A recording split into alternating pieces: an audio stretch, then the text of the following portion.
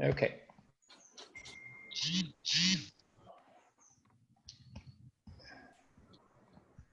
All right. So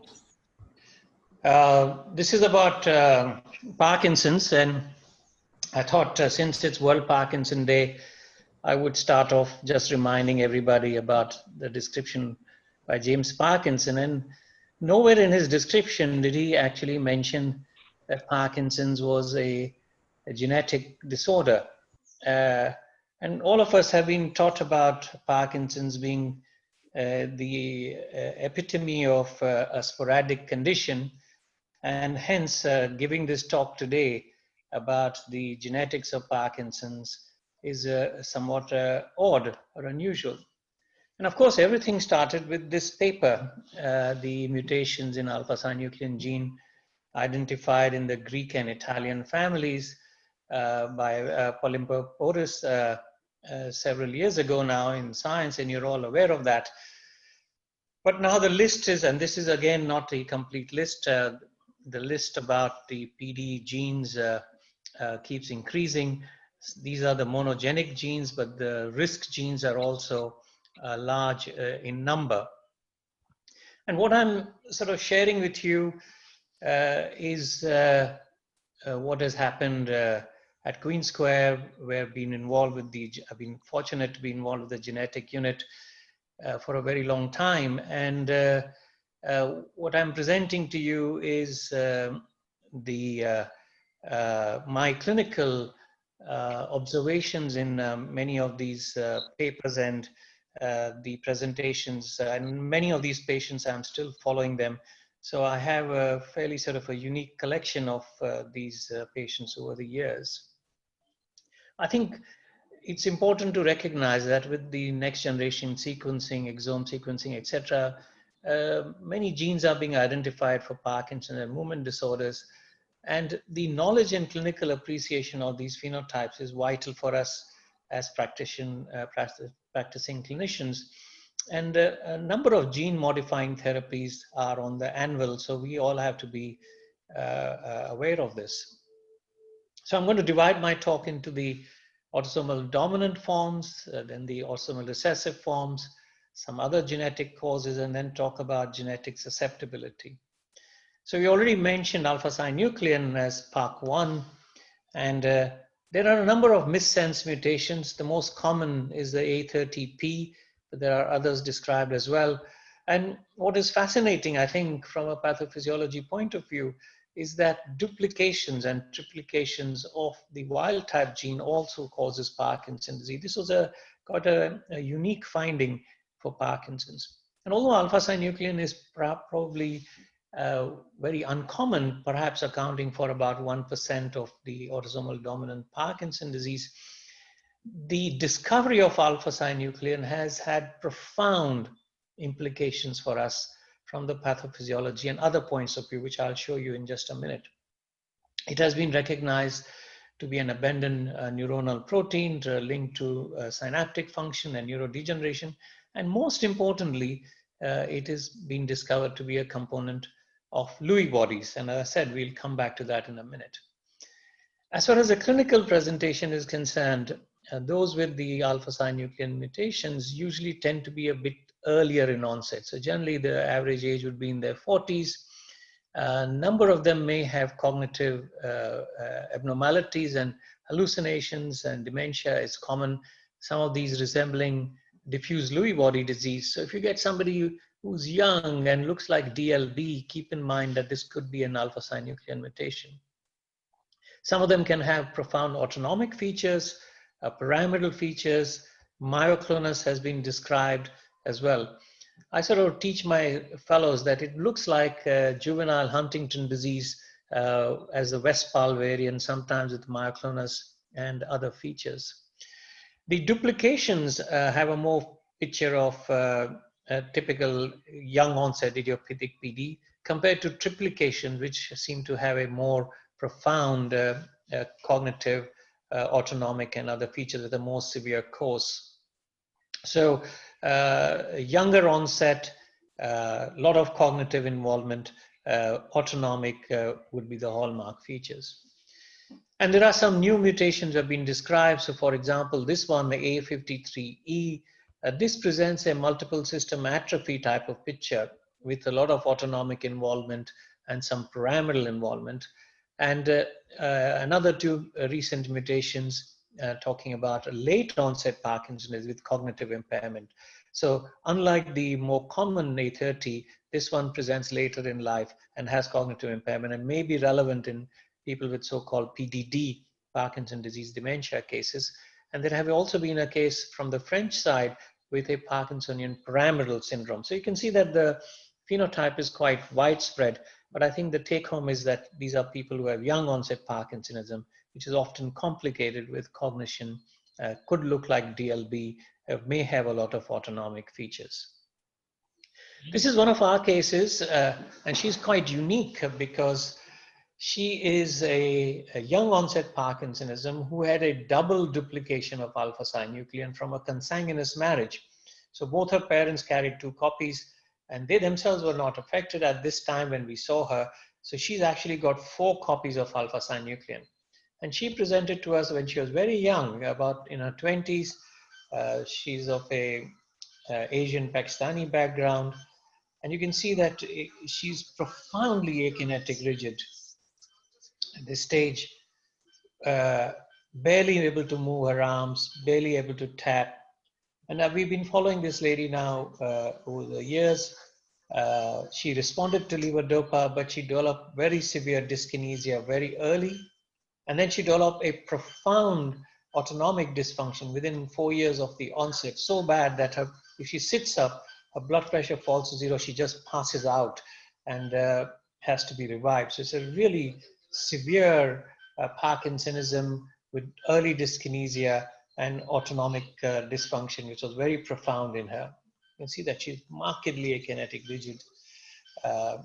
She's in her 20s when she was here. Just to give you a sense of the young onset Parkinsonism in alpha-synuclein. And the postural reflex are completely gone. Now I told you that I'll mention a little bit about why alpha-synuclein was important. So just to bring you back to the Lewy bodies and alpha-synuclein. So Lewy bodies are comprised of a granular core, which includes a variety of nitrated, phosphorylated, ubiquinated proteins, which is surrounded by a filamentous halo, primarily comprising of neurofilament and alpha-synuclein.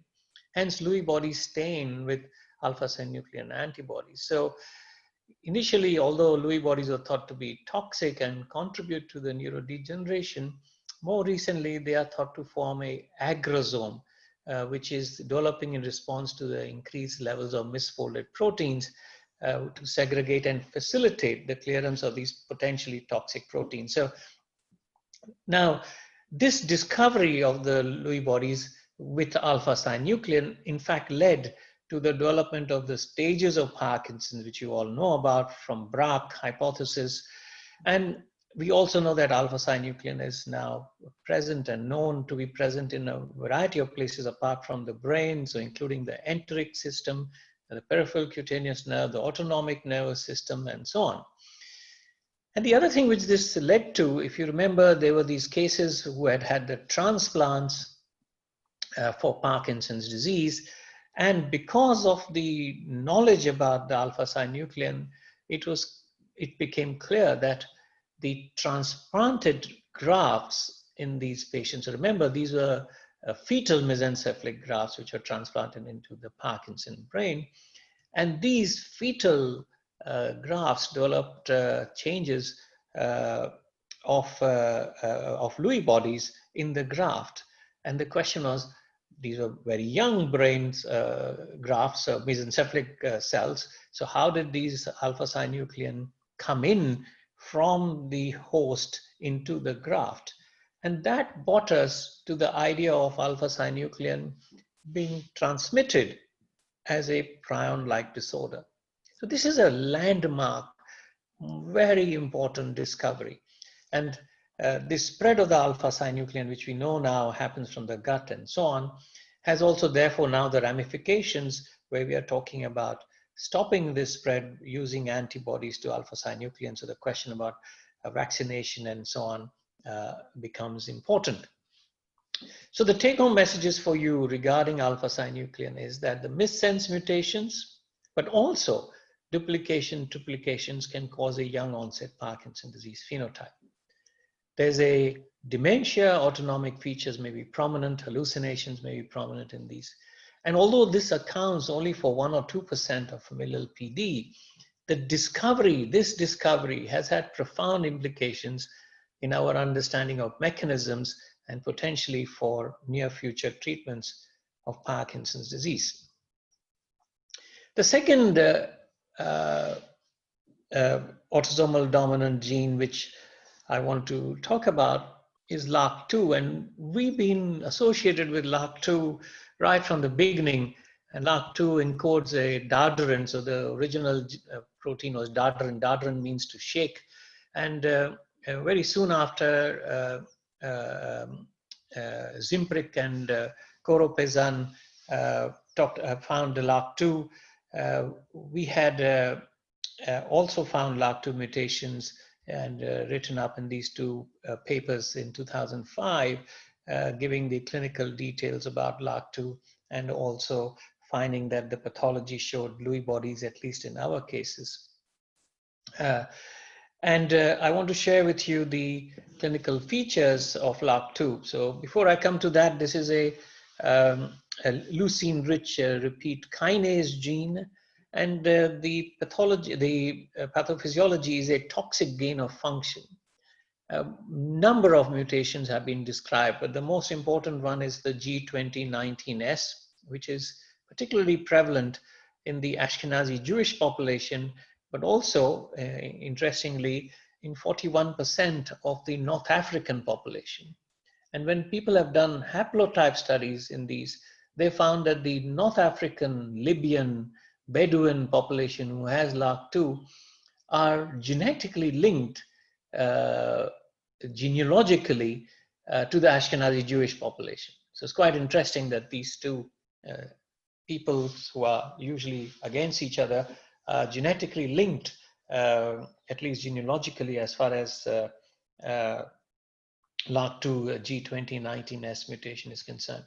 There are a number of other mutations as well. So this is a cytoplasmic kinase, and we will come back to this a little later. So with Dan Healy, who was working with us at that time, we put together a very large series of worldwide series of phenotype and genetic penetrance of LRRK2, doing a case control study, which was published in the Lancet Neurology. And you see there that the most common people who have LRRK2 is North African Arabs and Ashkenazi Jewish. Indians were very low, but whether this is true for all of India, we don't know. But certainly in this particular study, the numbers were very small. And as far as the issue about the age of onset of LRRK2, say, compared to Parkin, Parkin is very young, while LRRK2 resembles the more standard Parkinson patients, which you may see, which are sporadic. But there are certain things about LRRK2 which I have highlighted here. So falls occurred later. The tremor-dominant phenotype seems to be more common. And the time to dyskinesia is later in LRRK2 compared to the sporadic Parkinson's. Also, the non-motor features appear to be less severe and later than in regular Parkinson's disease.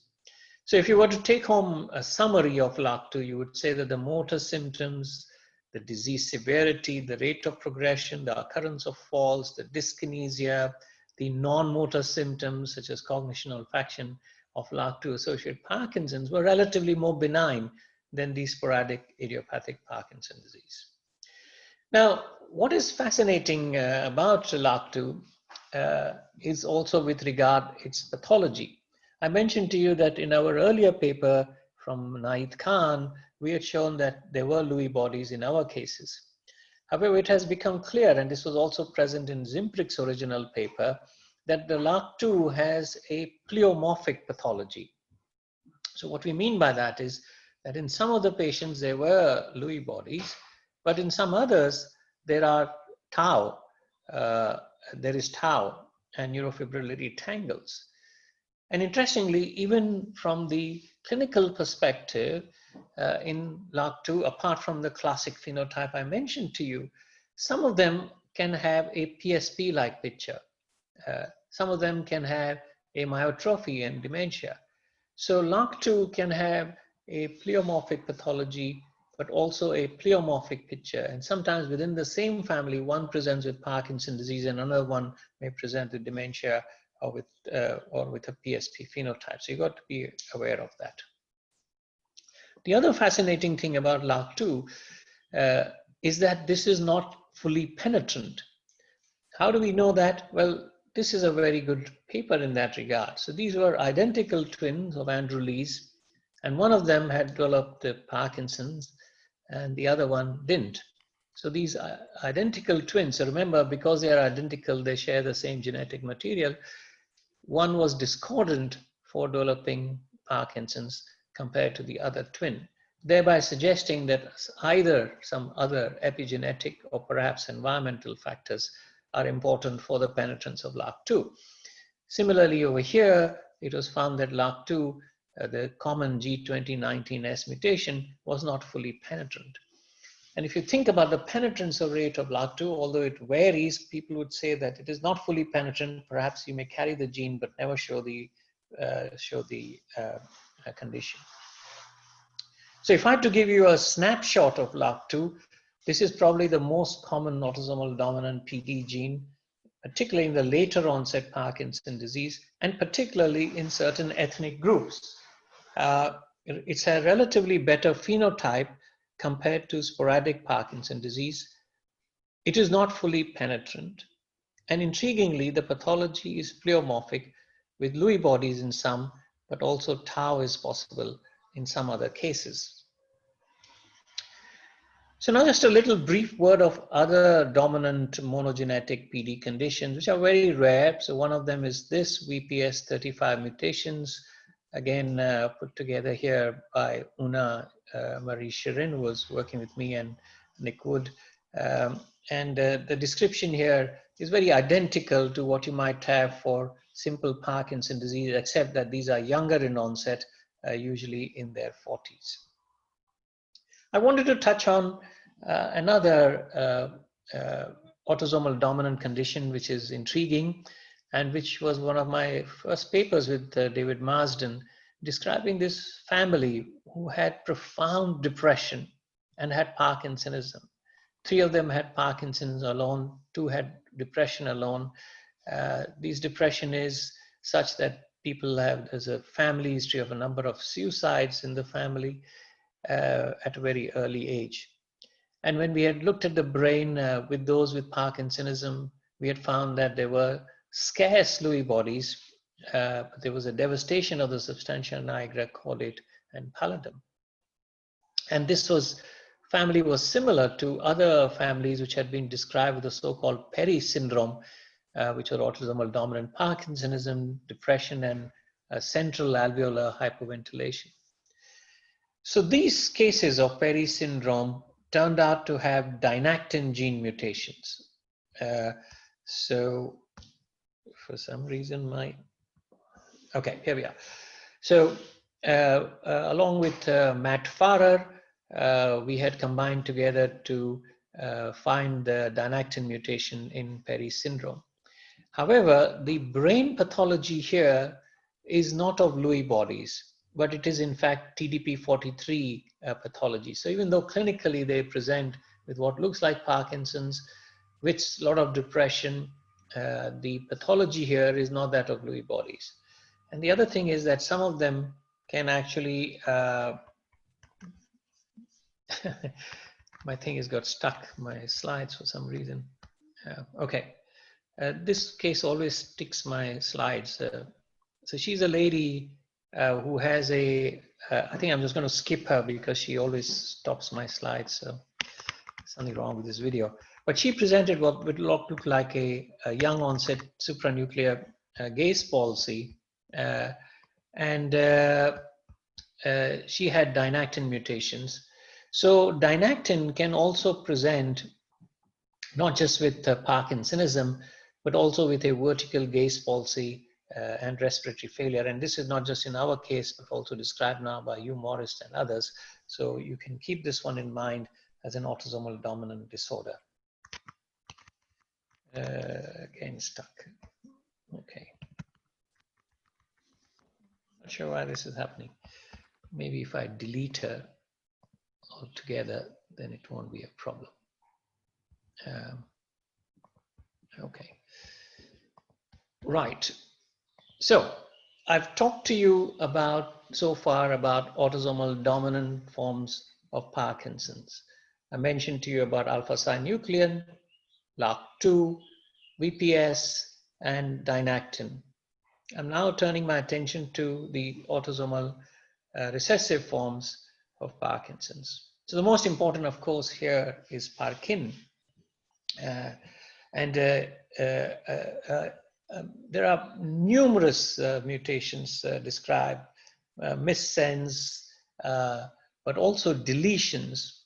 So it's important to keep in mind that if you don't ask for gene dosage, and if you're sequencing or whatever you're doing, looking for Parkin is not looking at deletions, you can miss Parkin. And again, very early on, we had put together probably one of the largest series of Parkin here published in Brain. And there were certain characteristics of Parkin which I want to share with you. So again, this is young onset, usually very young onset. So although we say here less than 40, it can even begin at 20. And I've had patients who have presented at the age of 11 with Parkin. It has different ethnic backgrounds. We have a higher prevalence of patients from Indian background or Pakistani background, perhaps because consanguinity was more common in them. It has dystonia at onset, sometimes exercise-induced dystonia. So these are people who say, when I'm walking, my foot tends to turn in. Psychiatric disturbances, very common. Depression, suicide, psychosis, anorexia. Autonomic features in some, rare. Normal cognition, generally, which is different from what you might see with the alpha-synuclein mutations. And some of them complain of this unusual response to levodopa with atypical dyskinesia. So normally you have limb dyskinesia. We've had patients with dyskinesia around the mouth as their predominant feature, which generally you don't see in other forms of Parkinson's. So here's a Sikh gentleman who's presented with a foot dystonia as his only feature. Perhaps you might think that his left arm is slightly reduced, sorry, right arm is slightly reduced in arm swing. When he walks backwards, he's fine. When he bends his knees, he's fine. So essentially, he's presented with dystonia. But because he had that mild decrease in arm swing without clear bradykinesia, we decided to look for Parkin, and indeed he was positive for Parkin. I also want to share another case with you. This was David Marsden's patient. David Marsden used to do these presentations at the American Academy of Unusual Movement Disorders every year with Stan Farn. And in this particular year in 1993, and there's a piece of paper in this little box of the video where he used to write little notes about the patients which he was going to present. And in this particular one, he writes, this case of young onset tremor looks like Parkinson's disease, but he's so young.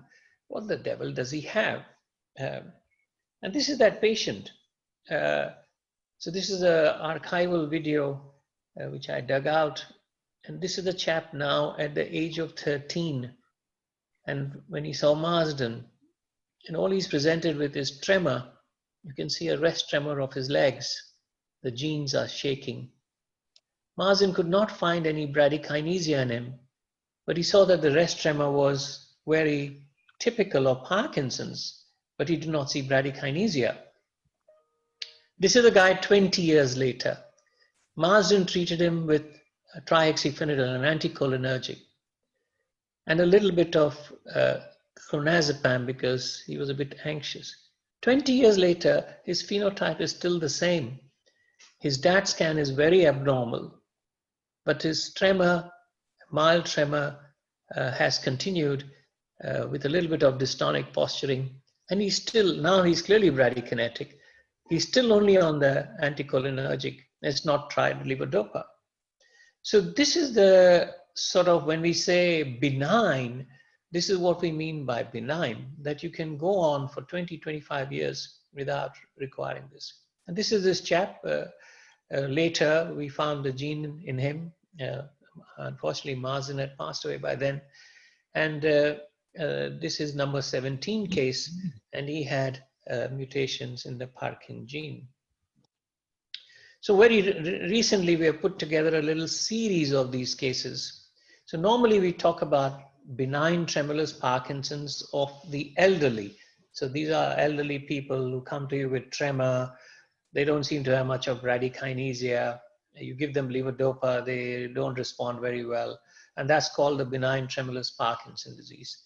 What we are saying here is that if you get benign tremulous Parkinsonism in the young, below the age of 30 or 40, then consider Parkin. The most common cause of benign tremulous Parkinson's in the young, which is hardly not progressing much, very mild, perhaps with some anxiety and depression, is likely to be Parkin.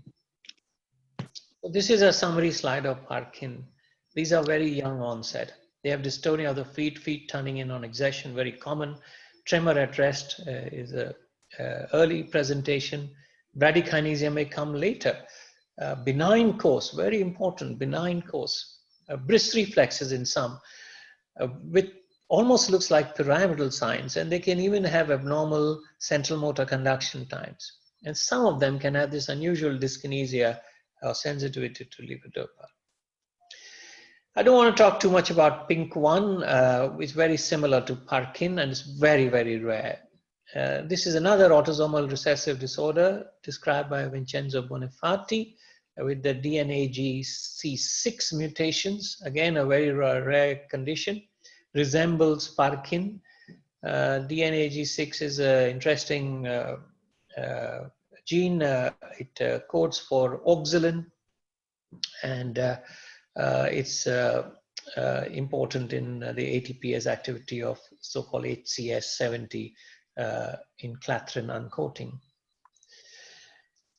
Now I want to talk about some of the, what I call, complicated recessive dystonia Parkinsonian syndromes. So these are people who have other features. They present with young onset Parkinsonism with dystonia as a common feature, but they may have pyramidal or cognitive or other features. Now, of course, Wilson's disease, etc., also comes into the context, but we are talking about some of the NBIAs such as PANG2, PLA2G6, FPOX7, ATP1382, and so on. A number of these are causing what I call complicated dystonia Parkinsonism. So in that, I'm just going to mention a couple. One of them is PARC9, Kufor-Rakeb, which is a combination of extrapyramidal, pyramidal, and supranuclear vertical gaze palsy. So these are people who come into the differential with Niemann-Pick type C because they have a profound vertical gaze palsy. But here, Parkinsonism is much more profound in them than in the cases of Niemann-Pick type C, which I have seen. So this is a gentleman from who's about 29 or so. You'll see that his horizontal eye movements are pretty good.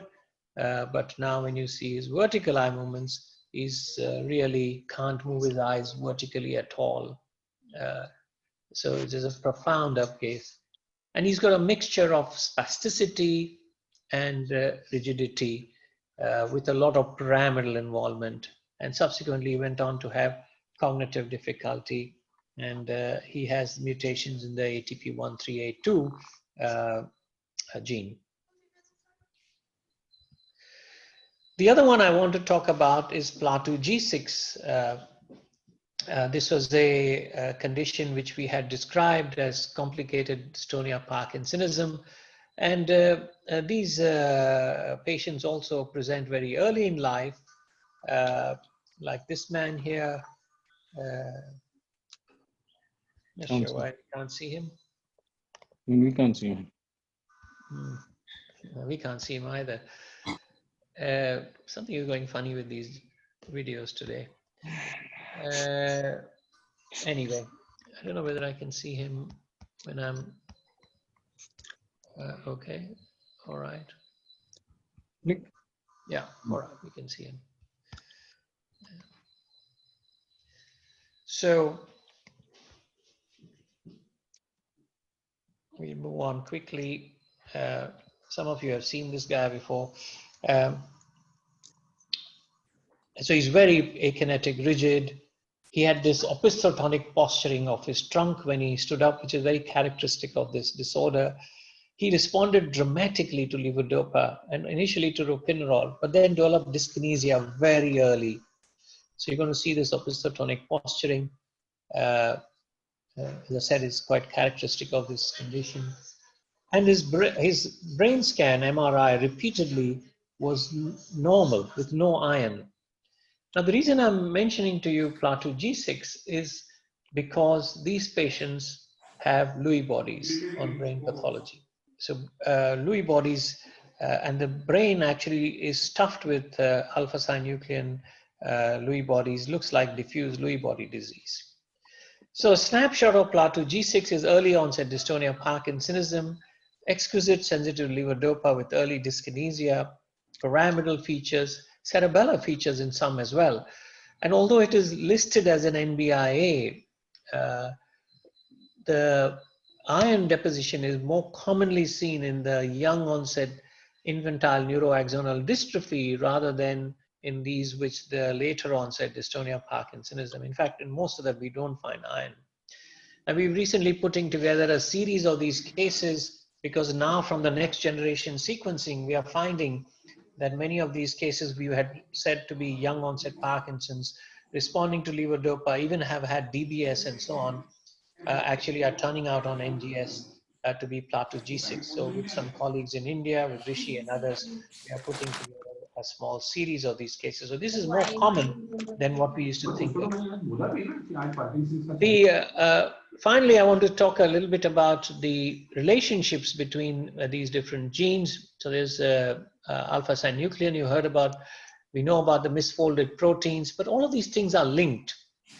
And the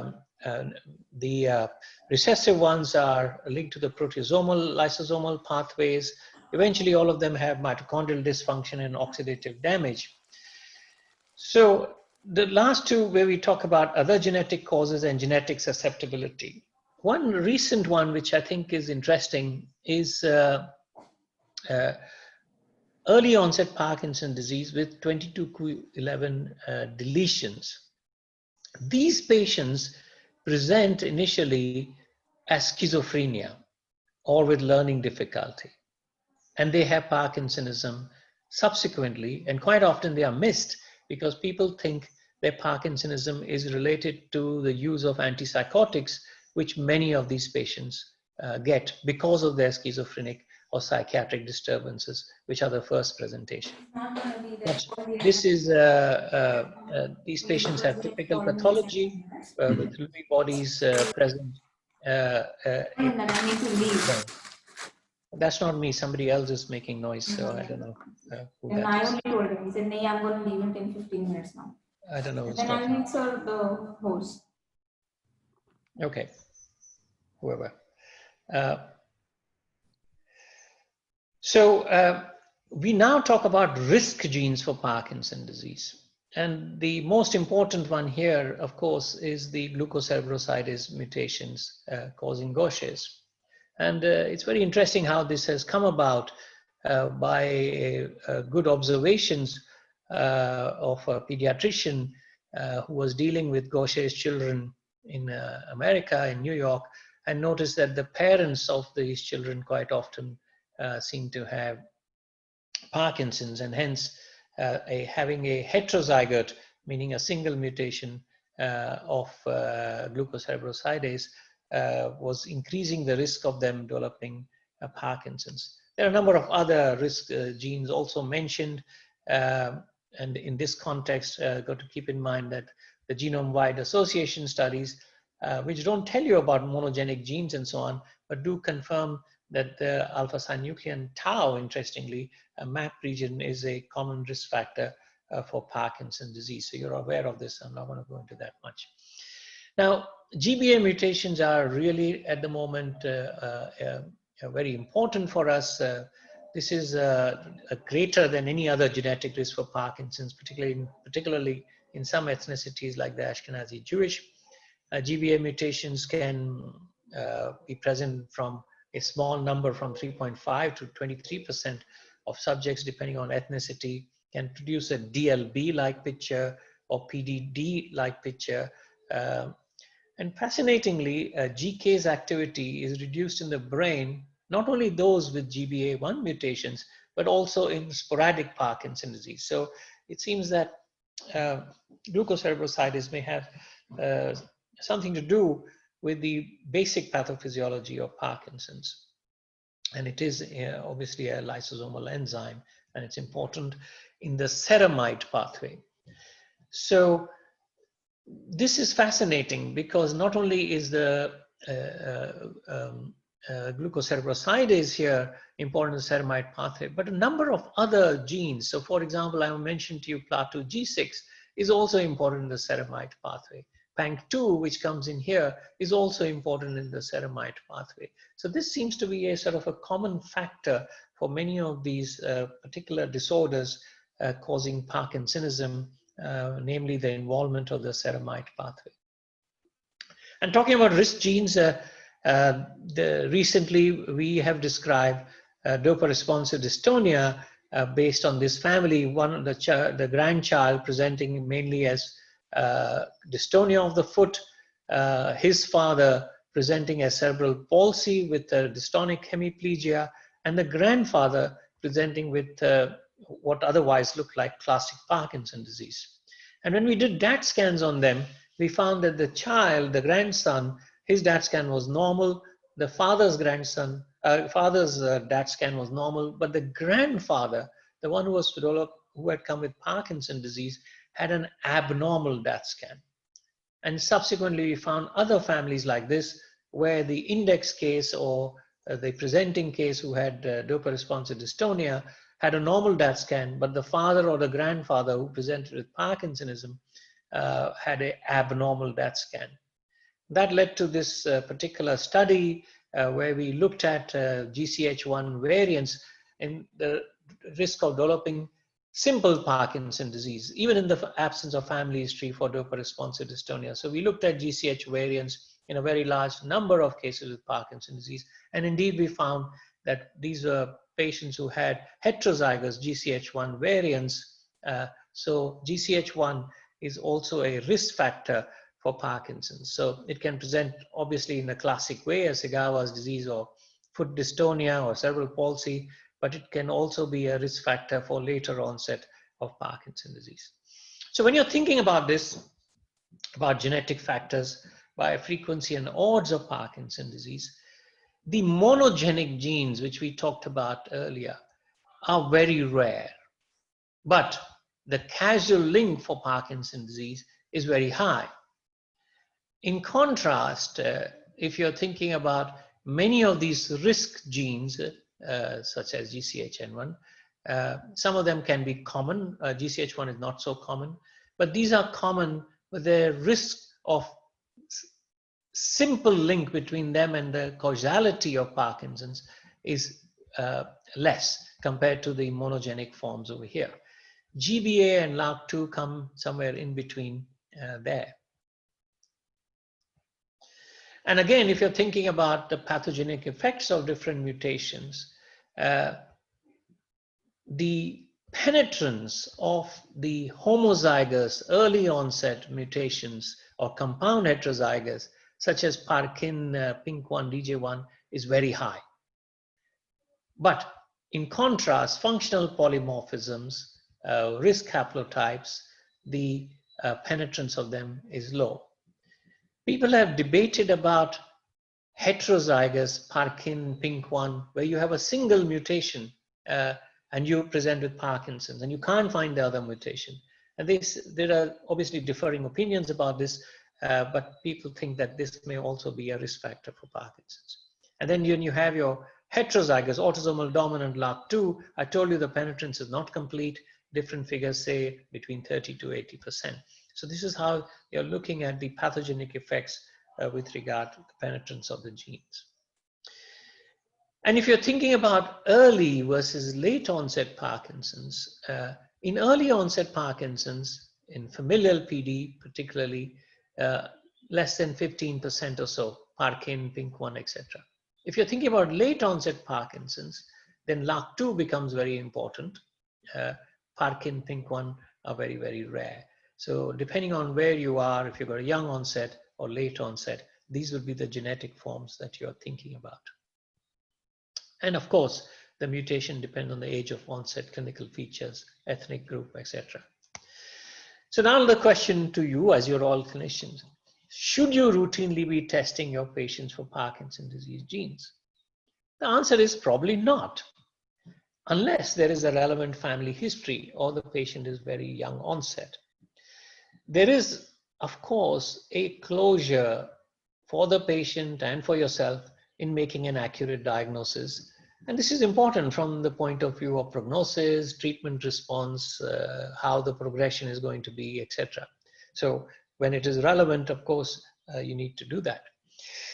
One of the reasons we are saying to you that at the moment, perhaps it's not required to do routine testing for PD genes is there are no treatment implications. However, this will change pretty soon, particularly for two disorders, for Gaucher's and LAC2. And perhaps for alpha-synuclein in general, antibody trials are also on the anvil. So LAC2 is very much in the news, and here there is this paper which is very recent in Nature Communications, I think late last year, where they are talking about the mechanistic and therapeutic convergence of LAC2 and Gaucher's, the GCase in neurons in patients with Parkinson's disease. So GCase activity was reduced in the dopaminergic neurons derived from Parkinson patients with LAC2 mutations. And if you inhibited the LAC2 kinase activity, this increased the GCase activity in the dopamine neurons, either in those with LAC2 or in those with GBA mutation. So LAC2, if you remember, is a toxic gain of function, and therefore inhibition of LAC2 kinase activity can be helpful. And a number of clinical trials are now on the anvil looking at LAC2 inhibitors. And in Gaucher's, you heard about Ambroxol and so on. So this talk is not about treatments, but I'm just mentioning to you that there are a number of treatments coming out. I ask you to read this recent review from Patrick Brunden and his group on the Journal of Neuroscience in 2018. This is exactly what we are talking about. There are, I think, a number of clinicians and so on who are perhaps rather negative about talking about genetics and so on. So what is the point of doing genetics? You know, can I treat this disorder is their simple question. And I think they are perhaps doing a disservice to themselves and to everybody else. Genetics is now become extremely important for all of us, because from the genetics, you will learn disease biology. You learn about neuronal susceptibility and death. And that then leads to the translational medicine about the natural history of the disorder, finding the biomarkers, and then doing the disease modeling. And that then leads to the clinical trials, then the regulatory pathway, and then only can the treatments become available to your patients. So asking us, oh, I'm not concerned about genetics and I bury my head in the sand because I can't keep up with the literature, is a bit, in my view, short-sighted, if I may say so. So that's all for my presentation, and thank you for your attention. Thank you, Kailash. That was an excellent overview of the genetic disorders. Before I ask you the questions by the different people who are attending this symposium, can I ask you to tell us a little bit about compound heterozygous mutation of Parkin? Yeah, compound heterozygous is the classic. So you may either get a homozygous or you get a compound heterozygous. So you have two mutations, Differ? either homozygous or compound, and they will cause. I think what you're trying to ask me is a single heterozygote and Parkinson's. And that's where there's a debate, as I said to you. In those patients, there some people say that that increases your risk for developing Parkinson's, while others say, not sure. But certainly there are patients who have one mutation of Parkin, a single heterozygote, and they have an abnormal DAT scan, for example. They have features of late onset Parkinson's. But this is a debate today again. The second question is, what about absence of Lewy bodies in Parkin mutation? Do you want to comment on that? Yeah, so so that might bring you to the question about defining Parkinson's disease itself. Should we be defining Parkinson's disease based on pathology, or should we be defining it based on clinical features? I think the way things are going, there isn't one Parkinson's disease. The Parkinson's disease is a syndrome, and many of them are linked to certain genes. So the same way for Perry syndrome, for example, clinically, these will be people who develop Parkinson's with depression and so on, and they don't have Lewy bodies. They've got TDP-43. So I think Parkinson's is a syndrome consisting of many different disorders, and Parkin is one of those which clinically presents with young onset Parkinson's, but pathologically is a different, and pathophysiologically, the mechanisms are different. And if I may, LRRK in the risk, or would you put it in the monogenic, or do you think there's a big overlap with LRRK? Sorry, I missed that, Charu. Yeah, I'm Charu. Yeah. Yeah, no, I said I missed what you said just now. So I just want to ask you: is LRRK2 at risk mutation, or is it monogenic? Both. It's both. Both. So that's a very good question. It is in fact both. So because there is this decreased penetrance, some people are even debating that it is just a risk factor, while others say because it, a form of Parkinson's in a monogenic gene. But that's a very good question. Yeah. Yeah. Rishi wants to ask you, does DBS help in plateau G6 cases? And what take on that? This is from Rishikesh Kumar. Sorry, what's the question? You already commented on that. I already said that we put together a series with Rishi and others. Yeah. Achha, two more comments I wanted to make. I'm Rupam speaking. Hi, Rupam. I can see. Hi. No, Asha's under Asha's guidance. I mean, basically. I know there's a very big study to happen and a lot of questions which we have about Indian Parkinson's will be answered by that. Yes, I'm aware of that. Hopefully, we are looking at it. Unfortunately, we got stuck because of this COVID. I know. Recruitment was going very strong. Again. It'll happen. Yeah. We are all excited and waiting for that. Yeah, we're waiting for that too. Secondly, we had a much smaller study, and the prior we got some 1,000 samples. Roughly, we will analyze about 100. We seem to have quite a bit of GBA, but we'll see what comes of that one also. So, but the basic thing is to wait for the main one is, of course, the GWAS. Thank you. And your talk was excellent. Let me tell you that. Thank you very much.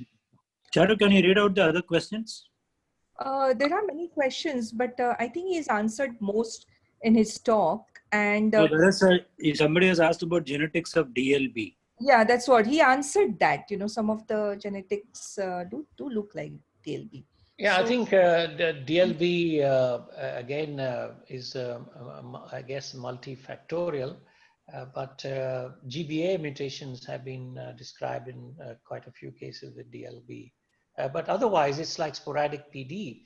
I mean, DLB is just a variant of PD where there is more widespread Lewy body distribution. So in most cases of DLB, you don't find a particular gene. But there is an association between GBA, just like with Parkinson's disease, also with DLB. And then someone wants to know which genetic causes of Parkinson's have the best response to DOPA. Well, I think we covered that just now, didn't we? We said that LAC2, for example, looks like PD responds, even Parkin responds, Pink1 responds, all of them respond. It's a question of the side effects and so on. So in that regard, LAC2 seems to be benign. Parkin seems to be benign with regard to the course. And then someone wants to have a carry-home message. When do you suspect a metabolic cause of Parkinson's, like Gaucher's or NPC? So these are very young people, and they have they'll have other features, hepatomegaly, splenomegaly, etc. for Niemann-Pick type C, the classic eye movement disorder, and so on. So I think, as I mentioned, there are other causes too, Wilson's, etc. So we haven't covered all of those here because they have their own characteristic features. We are talking about the monogenic forms today here. So there are, of course, metabolic and other causes. And what about, there's a question on genetic counseling. So what advice would you give to the person if you find one of the genes positive? What would you be telling the patient? Well, it depends what gene you find. So if it's a recessive disorder, then you counsel them that they shouldn't perpetuate consanguinity. So don't marry your cousin or your uncle or whatever, where there's a higher genetic pool. But a recessive condition, you only pass on one heterozygote mutation to your progeny. With the autosomal dominant, again, it depends. If it's a 50% chance of passing the gene on, but then depending on the penetrance, you would mention. So, for example, LAC2, you would say, although there's a 50% chance of passing it on, it's not 100% penetrant. So you will work out that if it is, let's say, 60 to 80% penetrant, then the risk to the progeny is accordingly decreased. And Dr. Datta has asked, can Parkin gene cause autolingual dystonia? You said it's foot dystonia. Dyskinesia. It causes foot dystonia. I was talking about dyskinesia with levodopa, which is oromandibular, orofacial. I have never seen Parkin presenting only with oromandibular dystonia. Correct. So that gives the answer to the person who's asking this question. What is the role of Nilotinib in LAC2 and Parkin as Rukmini? Yeah, so Nilotinib has many of these drugs, Nilotinib, Trazodone, this, that, etc. So as I said, I'm not talking about treatment of Parkinson's today. I don't think there is any particular use of Nilotinib in LAC2 as such, or at least I don't know about it.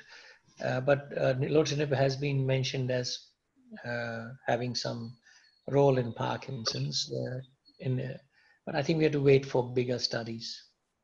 But this, I think, is a practical question that a clinician would ask. Dr. Neeraj Jain wants to know, should we always ask for whole exome sequencing or specific mutations? The number of mutations described are very high. Indeed. So I think it depends on how expensive it is. So we have panels. So the first thing we do is panels. So on our panel, we have all the usual genes for Parkinson. So we got the LAC2, Parkin, synuclein, so the regular genes we do by a panel because the cost of that particular panel now is cheaper. When we are the family history would help, Kailash. Yeah, so if you are suspecting somebody with young onset Parkinson's or where there is an autosomal dominant family history, you are sending off the panel of Parkinson genes. If you have a person who is negative for the panel and you're still suspecting perhaps a new disorder, etc., then we might exome and then follow it up with Sanger sequencing, or we may do next generation sequencing. But most places now are offering you, I think also in India, in fact, I send some of my patients to India if they are from India to do their panels in India because they're quite cheap. Okay. One of the problems with next generation sequencing is that you find variants in many genes which you can't work out, and that becomes very difficult. There's another question by one of the audience, Ashish Anand. MPAN, BPAN, coforactive have good levodopa response and early dyskinesias. What is the reason for this? I think all of these are synucleinopathies. And as synucleinopathies, they do have a response to levodopa. So for example, PANC2 is more of a tauopathy and a ubiquinopathy, and that doesn't respond to levodopa. So the commonality between MPAN, PLA2G6, etc., is that they are all synucleinopathies, and hence they seem to respond to levodopa. Okay, thank you, Kailash. That was really good. Sanjay wants to know, why is there not a single report of synuclein gene mutation from India? Is it because of geographical variation or less testing? I think you guys should tell me. I don't know. I think it's less testing. One of the things you got to also remember is that when you're looking for a copy number variant like duplications or deletions, etc., sometimes your panels may not pick it up. So if you're only looking for missense mutations, you have to be careful. So in selected patients where you have, let's say, you get somebody with very young onset, age 30, very severe Parkinson's, you've done your usual Wilson's, this, that, etc. This person has a lot of autonomic features. He has a picture with dementia. That's the person you would look for alpha-synuclein. And Pankaj? Yeah, I think there is one more question that actually is good. It is that is the family of an young onset PD phenotype. Is there a possibility of a prenatal diagnosis by amniotic fluid examination? Yeah. I was going to ask that question too. Yeah. Of course. Okay, I think we should give the young guy a chance now for the journal club. No, can we ask another question too? Now, this is, I think, important. I think, which genetic Parkinson would you refer for DBS? This is from Adi Singh. Yeah, so I think most of the patients with LAC2, for example, many of them have had DBS. Quite a few of the Gauchers have had DBS. The DBS only helps the symptoms. PLA2G6 have had DBS. So the problem is that the ones which are like PLA2G6, etc., they will end up having the progression of the disorder with the pyramidal cognitive features, etc., coming in. And, DBS will help them for some time, but the underlying pathology will take over. While in LAC2, because it is relatively benign, and if they are having dyskinesia or other problems, they may do well with DBS. But basically, you can do DBS in anybody. It's a question about what is the underlying pathology and how that will affect that patient subsequently. So I don't think there are any recommendations saying you should do DBS in LAC2, but not in alpha-synuclein. I think it's also at the stage of the disease. So if in alpha-synuclein, they've already had cognitive problems, they have severe autonomic dysfunction, you're not going to do DBS. This might make things worse. Even though I think this question doesn't belong here, I would put this question. Pankaj asks, do you think the term NBIA will ever be dropped? There are so many NBIAs even among the genetic Parkinson's, a prime example being PLA2G6, a celebrated NBIA. Isn't it arbitrary? Yeah, we've just actually, you're asking this question, we've just actually written a paper about a sort of a cynical, ironical paper saying, where is the metal in NBIAs, where we say METTLE rather than METAL. So suggesting, therefore, that NBIAs is a bit of a hodgepodge. But because people can relate to it, they can relate to this term, NBIAs, I think that's why it is retained. But you're right. I mean, Friedreich's ataxia has a lot of iron. Other conditions have iron. Mitochondrial diseases iron. Even Parkinson's disease has iron. but they are not listed as in BI. So whether this term will disappear, I don't know, but certainly we have just in fact about to submit this to the MDJ as a viewpoint, exactly this point. I think Meenakshi, we should start with Vishal. Yes, I think Vishal is waiting. Yeah, thanks. Thank you. Okay. Cool. Vishal, you can go ahead and share your screen. Excellent, thank you. Great. So Vishal is the first author on this paper, so I thought it's best to get him to do it. Great Completely job. different, not Parkinson's, exactly the opposite. Yes, thank you very much for the invitation to speak today. So I'm going to talk about one of the papers that we got published, I think, last month in Brain on some of the inhibitory deficits that we see in primary tic disorders. I think as academic clinicians, it's always good for us to try to take handles from what we see in our patients and try to use them to explore why our patients have the certain phenotypes and symptoms that they do. I'm sure I don't need to tell you this, but tics are these rapid repetitive stereotyped movements that result in these sudden jerks and can confer some quite significant morbidity to the patients who have them. And despite knowing about them since about the mid 1800s, we still haven't really got a handle on why they're caused. But there are two key defining features of tics, which I think is very useful going forward to try to elucidate what causes them. And those things are the fact that tics can sometimes be preceded by an urge, this feeling of uneasiness before the movement is to be made, and the fact that they can also be suppressed by volitional effort of will, which is very specific or very characteristic of tics.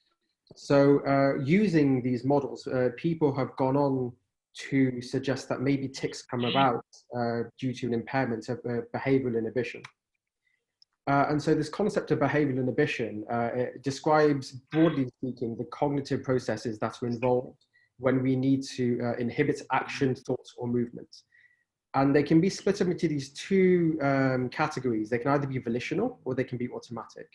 And volitional inhibition is any type of inhibition of movement or thought that is under our conscious perception. Whereas automatic inhibition is the type of inhibition which escapes conscious awareness of the fact that we're inhibiting. And the easiest way to sort of break down volitional inhibition is into this reactive and proactive type. And reactive inhibition is a kind which is employed due to visual stimuli in our environment. So we employ it very quickly. And the example that I like to give is, for example, if you're driving a car and a child steps out into the middle of the road, you apply your brakes very quickly to obviously stop running the child over. Proactive inhibition, on the other hand, is a goal-orientated, longer-term type of inhibition. And what it does is it serves to improve the efficacy of reactive inhibition when it has to be called upon. So if we use the same analogy of driving, then proactive inhibition can be seen as sort of driving around slowly in an environment where there's a school, so that if a child does step out into the middle of the road, you're at less likely chance to hit the child when you employ your reactive inhibition. So you can see that they work quite synergistically together. Automatic inhibition it's a bit harder to conceptualize actually, but within an environment we are constantly bombarded with visual cues and internal triggers to move, which allow us affordances in our daily life. But obviously this could be quite disadvantageous because if we were to always couple motor or movement to the sensory input, would be slaves of our environment. So for example, we know when we see our phones, when we see door handles, we automatically know how to use those things, but we don't actually do them. Because if we did, then obviously that would be disadvantageous to us.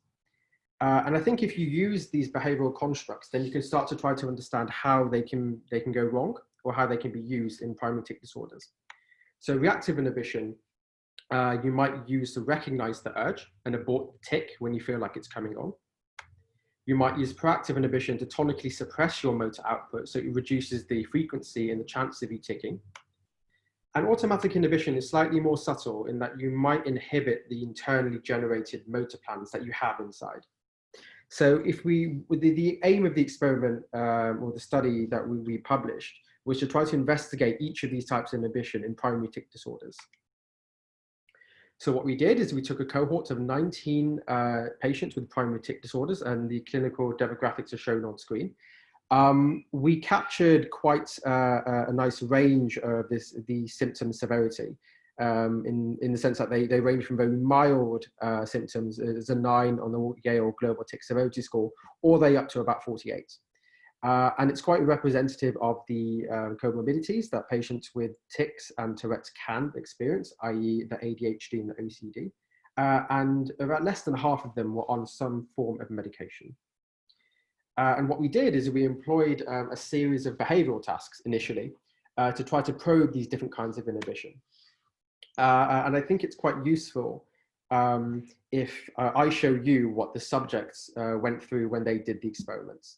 So the first thing we did was measure volitional inhibition, and then we have 2 types of trial. So the ones I'm about to show you are the GO trials, where you see a cross and then an arrow. And if you see it's right, you have to press a right button. And if you see left, you have to press a left button. And that's with your right or your left hand. So I'll just show that one more time. So you'd press right after a right arrow and left after left arrow. And so subjects would see these. And on about 25% of trials, they would see something called stop trials. So after the arrow has been presented, a red cross appears above it. And in those trials, subjects are told to try to stop their responding. So when we break down the task, you effectively have 5 different types of trial. So like I said, in the top 2, you have these GO trials. So you see the fixation cross, then an arrow to either press the right button or the left for the left button. And then on 25% of trials, you see a red cross appear after the arrow has been presented. And in those trials, we tell subjects to try to stop as best as they can. And so when we ask them to do that, we're effectively probing reactive inhibition. The slight twist to the experiment is that we say that you only have to stop if you see the red cross after a right arrow. And if you see it after a left arrow, you just ignore it and you carry on going. And so what that means is that subjects tend to slow down their responses when they see a right arrow. So they're preparing to stop. And the way that they do that is they slightly prolong their responses. And we try to tell them not to, but naturally they do. And the reaction time difference that we see between the GO trials where you might have to stop and the GO trials where you don't have to stop, so you just carry on pressing the button, is a measure of proactive inhibition. So essentially how you're preparing to slow down because you might need to stop. What we do after that is employ a form of brain stimulation to have a look at what the motor cortex is doing at different times after the GO cue has been presented. And I'll come on to that data later. So from a behavioral perspective, what we see is I'd like to kind of focus your attention on the SSRT, which is the stop signal reaction time. It's basically a reaction time measure of how good somebody is at stopping. And the lower the measure, the better they are at stopping. And what we see is that our patients actually have a longer SSRT than our controls. And what that suggests is that, on face value anyway, is that they have impaired reactive inhibition. So they're not as good at stopping reactively. The thing is, when you account for comorbidities such as OCD and ADHD, this effect disappears. And we see that it's basically driven by the OCD status of the patient. So we don't think it's actually related to the fact that they have tics. The second thing, the response delay effect, this is the reaction time difference I was talking about between the trials where you might have to stop and the trials you don't have to stop. And we see that these are basically equivocal between our tic disorder patients and our healthy controls. So from a behavioral perspective, we can essentially say that reactive inhibition and proactive inhibition are unchanged in subjects with primary tic disorders. So what we thought was that it'd be nice to have some sort of electrophysiological evidence to sort of probe whether the motor cortex is any different in patients with tic disorders, because we anticipated that after having tics for, in some cases, more than 10 years of one's life, the motor cortex output might be very different when a movement needs to be made or slowed down. And the way in which we do this in vivo is by use of transcranial magnetic stimulation. which is basically a form of non-invasive brain stimulation whereby a rapidly changing magnetic field is employed over the motor cortex. And we put it specifically in the area of the motor cortex that is controlling the movements made by the right and left hands. And what we do is we leverage the corticospinal tract to cause or to result in evoked responses, so motor evoked responses in the muscles that we're interested in.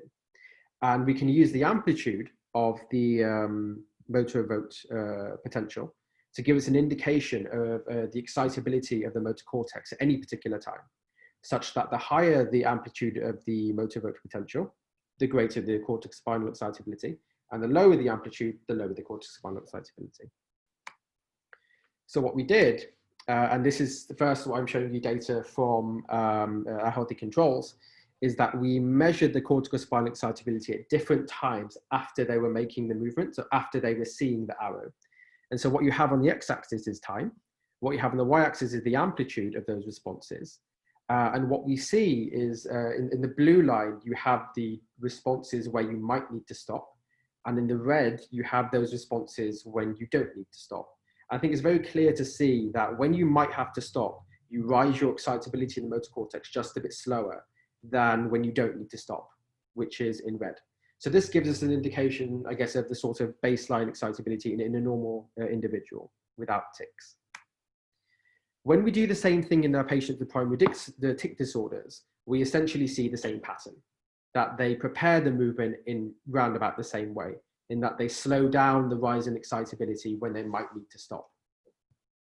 The next thing we do is we look at the role of the motor cortex from a different view. We essentially flip it, where we're now looking at the way that the motor cortex executes a movement rather than prepares. And the way in which we do that is because around this point here, by the cursor, we know that the response is made here, and we know when the brain stimulation was given. So we can essentially track back from the motor cortex and see what the excitability was like before a movement was made. And so what we see in our healthy individuals is that despite the stopping requirements, if they're going faster or if they're going slower, the way that their motor cortex executes a movement is exactly the same. And when we look at our primary tic disorder patients, we see round about the same thing as well. So from these brain stimulation studies, we can essentially show that the way in which primary tic disorder patients prepare and execute a movement is exactly the same as people who don't have tics. The third thing we did to look at volitional movement was to try to mathematically model some of the parameters which are involved in mediating proactive inhibition. So mediating that sort of when you're slowing down, when you anticipate you need to stop. And it's a very simple mathematical model we use, which is very commonly used in two-choice decision-making tasks, whereby activity starts here at this point Z. And then you're shown either a right or a left arrow. And after N1, which is a delay to distinguish what the arrow was, whether it was right or left, evidence or neural activity accumulates at a rate V towards one of two thresholds. And these two thresholds are different because they represent different responses. So A up here could represent the right, to press the right button, and 0 down here could represent the decision threshold to press the left button. So it accumulates at a rate V, and when it hits that decision threshold, after another delay for movement execution, you get a response. And then so this response here represents the reaction time distributions that you might get for the right direction. And so using this very simple conceptual model, you can start to interrogate different ways in which you might slow down the response.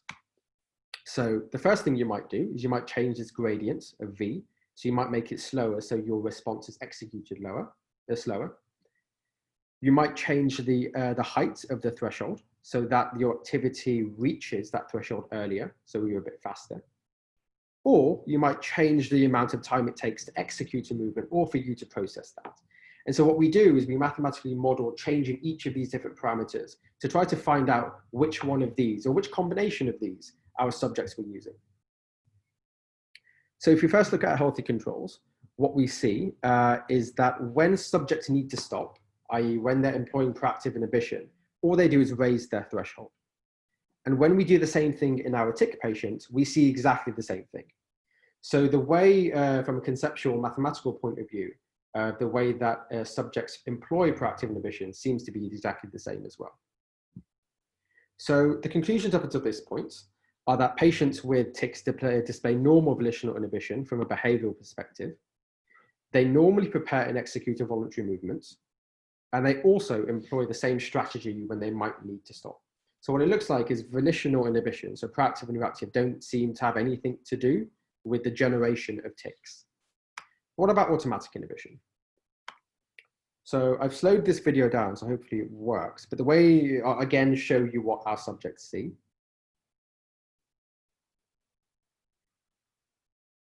No. Oh, mine seems to be frozen as well.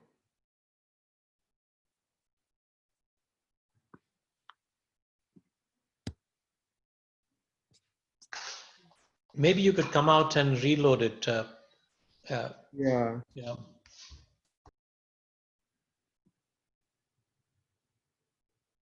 No, I don't think it's going to play ball.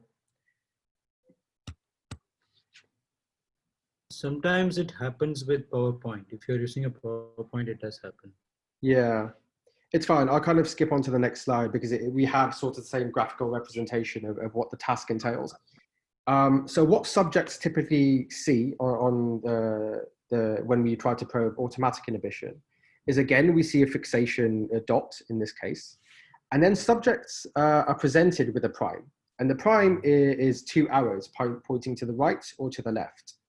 The thing about the prime is that it's only shown for 17 milliseconds. So actually, subjects don't consciously perceive the prime. They don't actually see it. And then what happens is we present them with a mask. So it covers up that prime. And then they're shown a target. And then this target, they're shown for about 150 milliseconds. So they definitely see that target. And so what they have to do is see this order of trials and then respond to the target that they see. So it's very simple. And the way in which we change the task design is that we have 2 main different types of trial. They can be compatible or they can be incompatible. And these terms are derived from the sort of the set of primes and targets. So if the prime and the target are pointing in the same direction, then we deem them compatible. So in this one, they're both in the right. And if they're incompatible, then it means that the prime and the target are pointing in different directions. And by essentially changing the time difference between showing them the mask and showing them the target, we can start to probe positive priming and negative priming and automatic inhibition as well. And so the way in which this occurs, and so I've tried to match up this figure with what the subjects will see in the task. And this model is very similar to the one I showed you before about decision-making tasks, is that they're shown the fixation course. Then the prime is shown for 17 milliseconds. And when the prime is shown, activity for that prime increases. So here we're showing a right prime. So activity for the right prime increases towards the right motor threshold. And then you're shown the mask. And because the mask is shown, you cover up the prime. And when that happens, activity starts to decrease. And what's quite interesting is that it overshoots the isoelectric line. So it actually goes quite negative.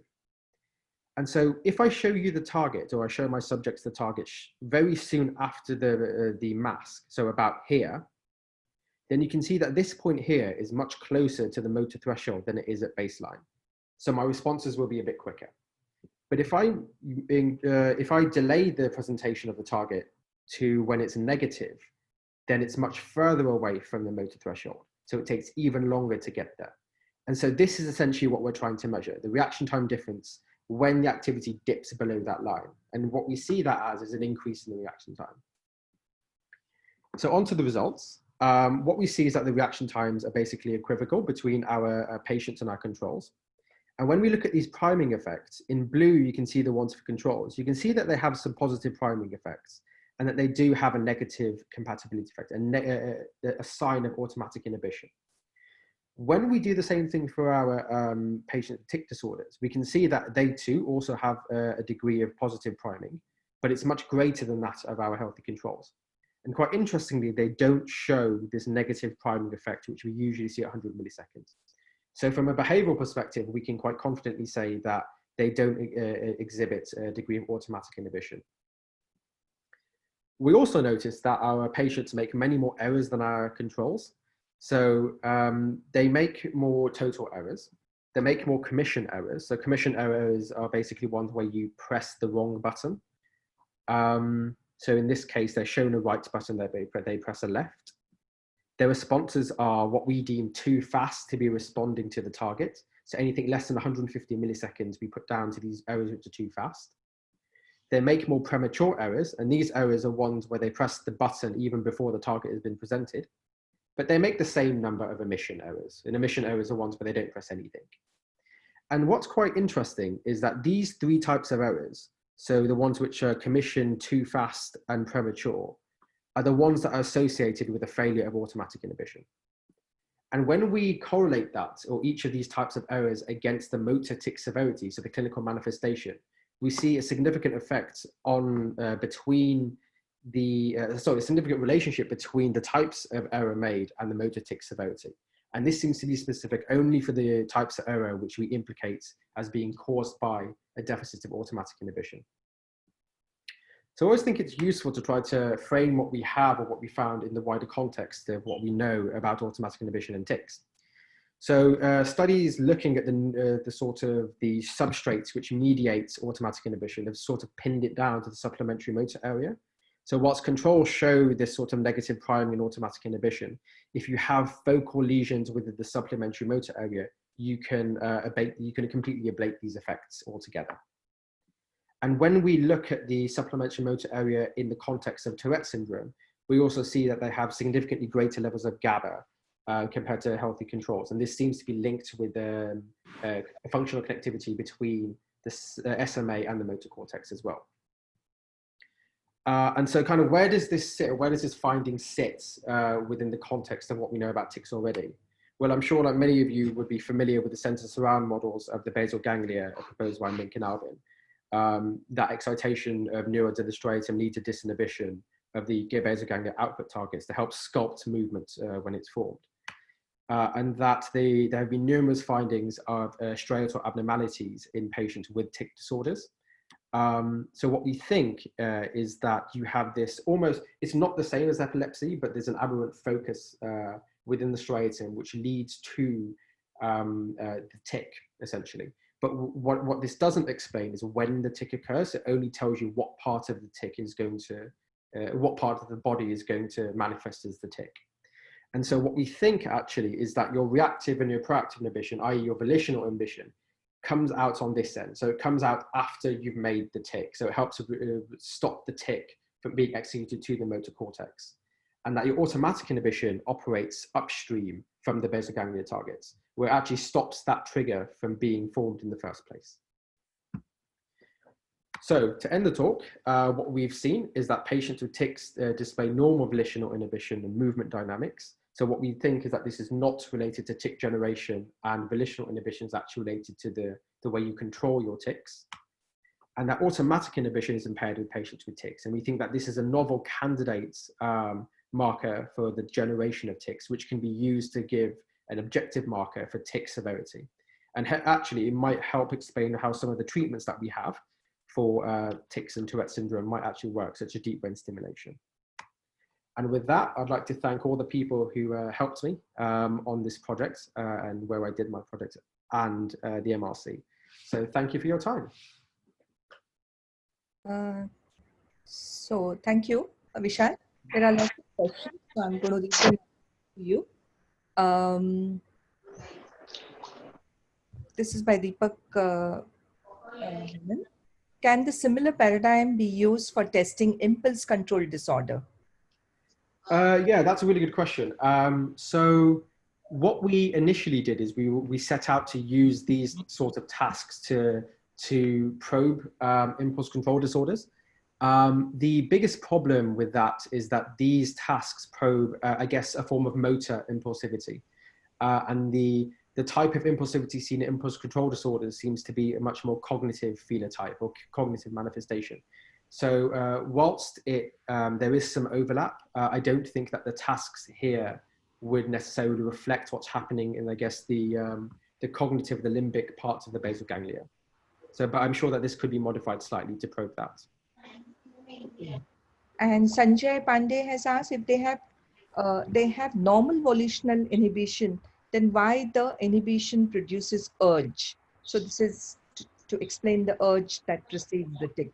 Yeah, sure. So I've been thinking about this as well. And so one thing that we didn't do, which I wish if I'd gone back in time, I would have done, is actually quantify the extent of their urges to see whether the urges were linked to anything in their volitional, within their volitional control. Just sort of speaking conceptually, I think that the volitional inhibition might have something to do with the urge if you think about the fact that you're expressing a movement, but you're trying to stop it. So you're putting in effort. And if your reactive inhibition is the way that you're controlling your urge, then you employing the reactive inhibition might actually be the urge itself. It's very difficult to objectify those things, but it's definitely something that we could definitely look into the future. And there's one more question. What is a feed-forward circuit vis-a-vis feedback circuit? Please explain. Can explain. Okay. Yeah. Sure. I think this is in reference to something written in the paper. So if I go back, it might be referring to this. Essentially, what we think happens is that when the primes are seen, we're seen is a bad word to use, but when the primes are perceived by the brain, you get this excitation for activation for the prime, which is seen here. And the feed-forward inhibition so this is not a serial process. So we don't think that the inhibition occurs straight after the excitation. The feed-forward inhibition is a parallel process, which is happening at the same time as the excitation. But the difference, the reason you get this difference or this waveform is that the inhibitory process has a lag to it. So it's slower than your excitatory one.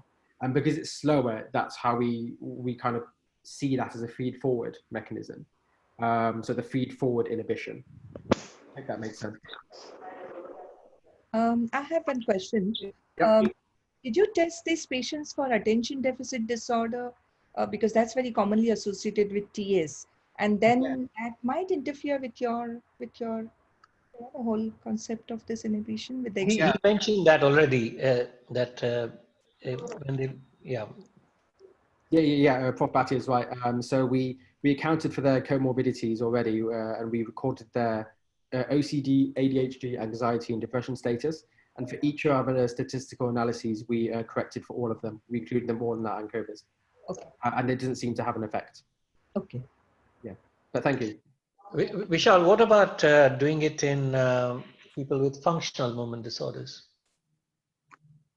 That's a really, really good point. Actually, I hadn't considered using it as a tool in functional movement disorders. I do imagine that if you don't have an organic deficit for tics, then you might be able to distinguish the two against each other. It's definitely something that we can look forward in the future. I mean, when I first thought of how to apply this outside the realm of tics, I was actually thinking of other dyskinesias. But I think the cognitive theory is sort of, it starts to fail when you start thinking about dyskinesia, chorea. I think the functional are more valid or relevant, because when you look at the electrophysiology or other parameters of functional, they are like the normal as far as the non-automatic behaviors are concerned. The question is whether their automatic motor inhibition is different. So that would be a very interesting group. Yeah, I completely agree. That would be. Hopefully I'll speak to John about it and convince him to let me do it on them. While you're on that note, what about in dystonias where you actually have disinhibition? Would it be worth looking at that? What's happening to this circuit in those? So from what I understand is that dystonia can be quite chronic, as in the time course of a dystonic posture can span into minutes, if not hours, right? And the thing which defines it from tics is that tics are very transient. No, I'm not talking about the clinical phenomenology. I'm just looking at the circuit. Right. So the thing is, what I think is happening to explain these findings is that there's a double hit sort of. So it's not enough to have only a striatal deficit or a problem of your SMA. I think it needs to be coupled together. I would personally, from the neuroanatomical substrates of automatic inhibition, I wouldn't expect there to be a deficit, because I don't think it's related to the striatal deficits within the basal ganglia in dystonia or in Tourette's actually. But that's definitely something that one could look into. I mean, I did a pilot study in patients with Parkinson's disease with this, and we didn't seem to find a difference in them either. Okay. That's interesting. Yeah. Thank So you. if we don't have any further questions, shall we? Yeah, we can wind up here. I think. Thank you. It was a wonderful evening. I think it was very much in tune with the Parkinson's Day today and also the Foundation Day of the MDSI. And I thank Dr. Kailash. We are 6 years old. Yeah, and Vishal. Well done. So Congratulations. Thank you. Thank you. Right. Good night. Very much. Good night. Thank you, Vishal. Thank you, Kailash. As always, a masterly talk. Thank you very much. Bye. Bye. Bye.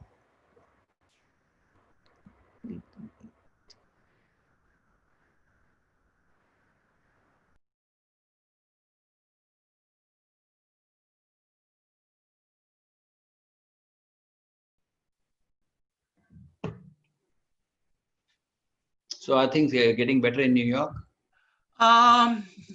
Yesterday was the first day that we had less cases.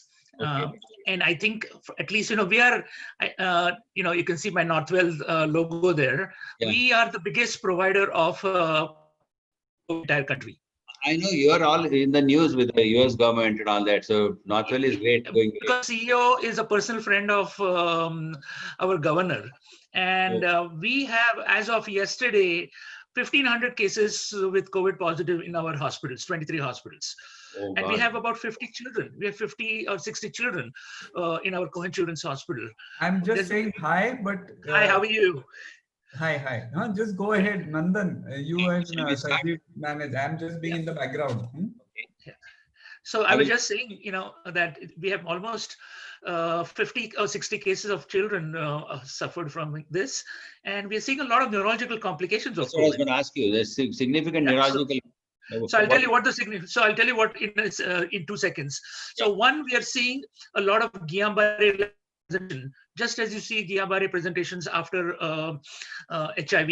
As you get on new HIV, you get Guillain-Barré. Similarly, you're getting over here. Secondly, we're seeing a lot of encephalopathies. Similar to influenza, you're seeing classic cases of ADEM-like pictures. Presenting in them. And then I think the big question for us as epileptologists comes up, how do you treat patients with new onset infantile spasms? Because you can't give steroids in this category. Exactly. So the new guidelines are to start with vigabatrin as the first line treatment. And then what do you do for patients with ADEM? Give IVIG first rather than steroids. So there are some guidelines which have changed. And we are seeing adults with stroke-like presentations, but true strokes have not been seen on the adult side. What about, what is the latency? How many days after the COVID fever and cough are they getting these symptoms? It's completely variable. I mean, usually the neurological, the Guillain-Barré-like presentation is within a day or two, because now they have the acute viral load, and that precipitates a Guillain-Barré-like presentation. That has come out in Lancet Neurology as a case report, and we have seen cases. Is that responding to IVIG? Yes, it is. It does respond. But the necrotizing hemorrhagic leukoencephalopathy that we have seen don't respond to anything. They're terrible. They're terrible. Bad outcome. Yeah. And we have in our, I can send you the report yesterday that we got from our hospital. We have a lot of pregnant women who were asymptomatic positive, and they have now delivered babies. About 18% of our females delivered in our hospital. We deliver 40,000 cases a year. So 18% of them were. What is happening to the babies? Babies have been fine so far. We had 2 or 3 babies who were positive and symptomatic. We had a Joubert syndrome who was on a ventilator.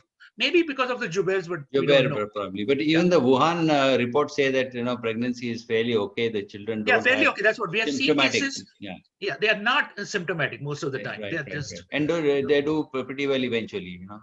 That's correct. That's the report from the Chinese. That is correct. But these new guidelines are with use of steroids, because that's the main thing. We can use steroids in this category. That's the problem. Okay. So are we ready to roll? What about Dr. Vinayan Mansi? Is he on?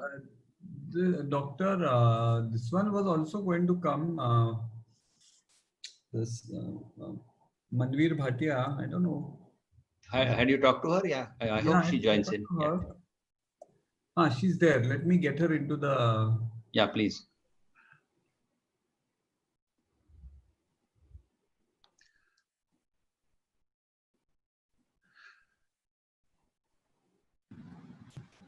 Sir, I've sent the link to Dr. Vinayan. Yeah, okay. He'll be joining in probably 5 minutes or so. Okay, then I think we will start once Dr. Manveer is here. Dr. Manveer is here, yeah. Hi Manveer, how are you? Hi, how are you? Fine.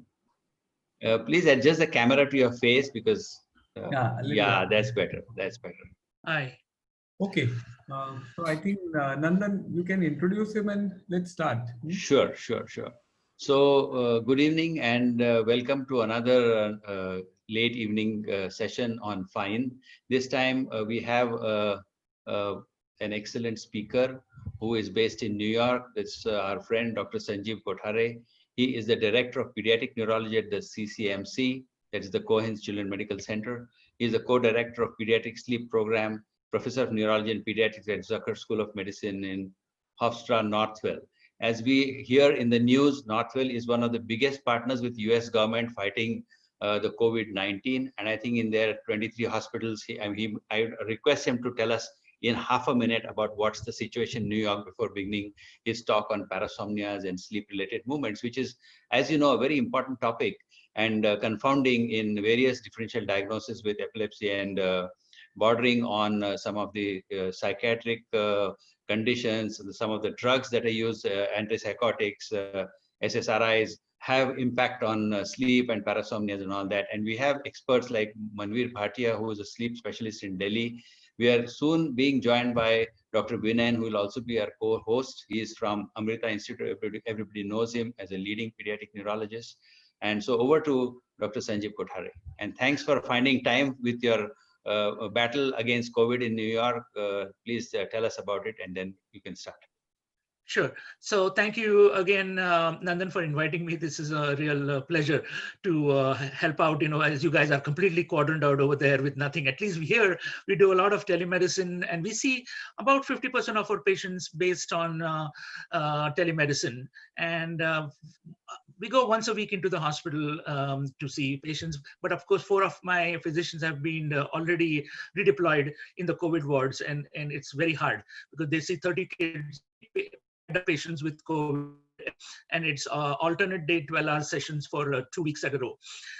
Anyway, but as our 23 hospitals, we have more than about 1,500 cases of COVID on the adult side and about 50 kids on the pediatric side.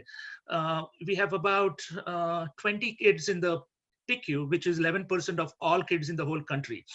And somehow children have been less affected. Adults, you've heard all this traditional symptoms, which are fine. But from a neurological standpoint, we are getting cases of what look like Guillain-Barré syndrome induced by COVIDs.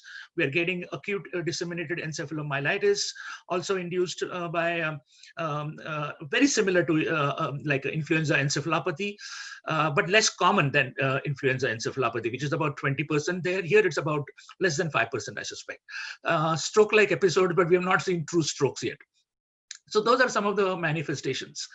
Anyway, if there are no questions, if there are any on this, we can move on to. No question on this. I think go ahead.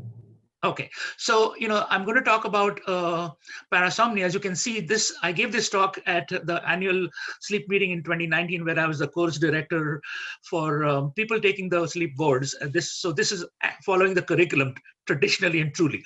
So this is straight. Somebody's taking the boards. I know that Dr. Bhatia is there, so if she has ever taken the boards, this will kind of be very similar. Anyway, so I have no conflicts there.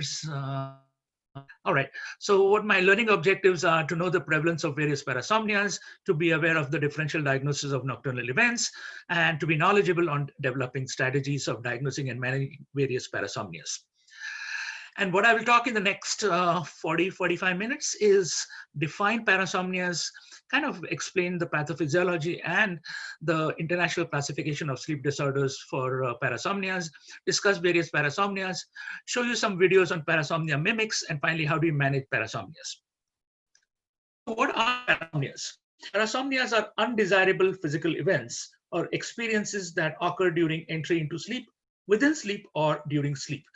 They encompass abnormal sleep-related complex movements, behaviors, emotions, perceptions, dreams, and autonomic activity, resulting in sleep disruption, adverse health effects, up to untoward psychosocial effects, and resulting injuries. Basically, what happens in parasomnias is you're stuck between sleep and wake. You're neither wake, neither asleep, and you're stuck in the middle.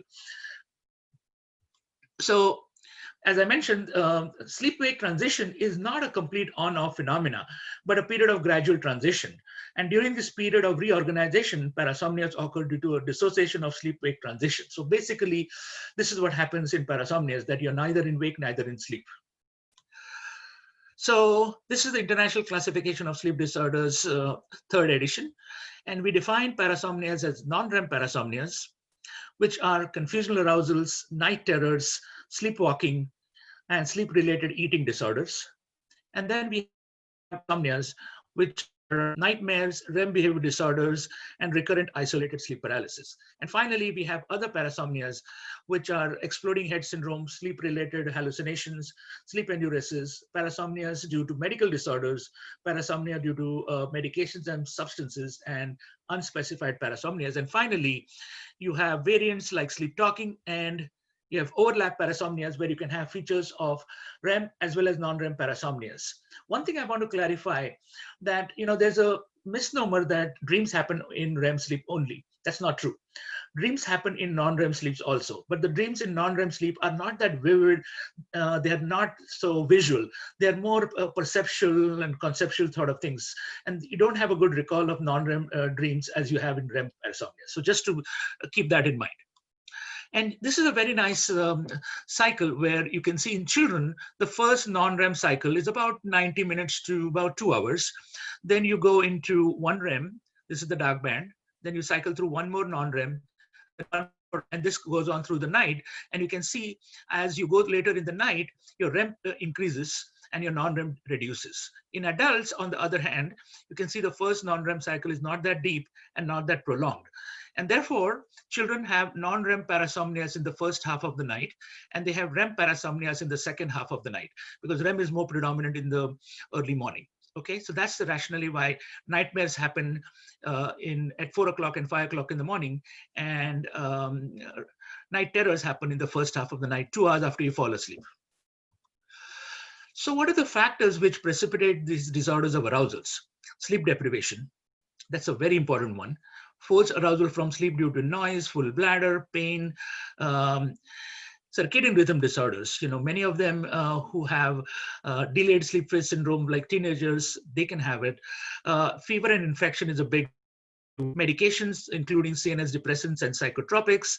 Sleep disorder breathing, which is a big one in adults. Adults who snore oftentimes wake up and then they're confused. Movements does the same thing. Their legs twitch, they wake up, and then they have sleepwalking. So very common phenomena. And then during menstrual periods, it's more likely to happen, and stress is a very, very important one. Obviously, genetic factors are very important. If a mother does it when she was small and the kid does it now, it makes sense that it is very genetic. So often ask for family history in this situation. As I mentioned, they typically occur from stage 3 sleep. So just to classify now, with the new classification, we have non-REM stage 1, 2, 3. And 3 is basically slow wave sleep. In the past, it used to be 3 and 4. Now that it's been all lumped together as stage 3 or slow wave sleep. So it happens out of slow wave sleep. And it is seen in the first third of the night, as I showed you why. It's more common in children. And I have a question there, 1 second. Yes, we will come to that. There was a question about teeth grinding, and we will talk it's there in my presentation. So it's more common in children. It decreases in frequency with age, and usually have poor to no recall of the event. That's how you differentiate an event as being non-REM parasomnias, unlike REM parasomnias, which you have a very strong recall. And events have varying behavior, or and they are not stereotypic. If you have stereotypic movements, they're more likely seizures. Dr. Sanjeev, don't worry about the questions in between. We'll have them at the end. Okay, fine. Okay. Next, first we go on to the first non-REM parasomnia, confusional arousals. So confusional arousals are behaviors that happen during or after you wake up from sleep in stage 3 sleep. So therefore, in the first third of the night, 2 hours after you've fallen asleep, this is seen where you wake up and you look around confused. The prevalence rate in children is about 17%. So it's not uncommon condition. 1 out of 6 kids will have this. In older than 15 years in adults, it's about 7%. So 1 in 15 adults may have this. And oftentimes in your neurology practice, you'll get patients who come to you for nocturnal arousals. And you're saying, is this a seizure or is it something else? You do a video EEG, you capture an event, it's not a seizure. But you don't tell them it's not a seizure. They don't like that. They like to say, okay, this is a parasomnia called confusional arousals. They feel more satisfied when they hear that there's some medical reason why you wake up and remain confused. Knowing that it is not a seizure, but at least knowing that it is something else which is more benign. So, and the reassurance that these patients will outgrow the problem, okay? And so look at this case. This is what he does. So he wakes up, he almost has his rhythmic movements, which clearly are not, and on the video he showed there. There he goes, he just sits around there. He looks confused, and then he goes back to sleep. And it happens sometimes many times a night. There he goes. Just confused. So that's an example. Can you guys hear? Can you guys see it well? Hello? Could you guys see that video? Yes, the video is seen very well. Yeah. Perfect, thank you. So, and you can see the EEG during this event shows that this is slow wave sleep, and then he arouses, and this is all muscle artifact. And this is classically seen, so you can see this is stage 3 sleep, okay? And then he's awake over here. Next, another case, this is a very interesting patient of mine who had this event.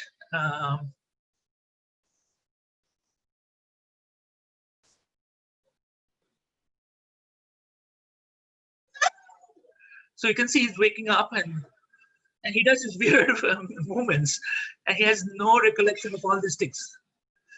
So that's another case of a confusional arousal, okay? And he does this for about 5 minutes. Seizures don't last for 5 minutes. This is another case. Here we go. Classic of what you see in confusional arousals. He wakes up,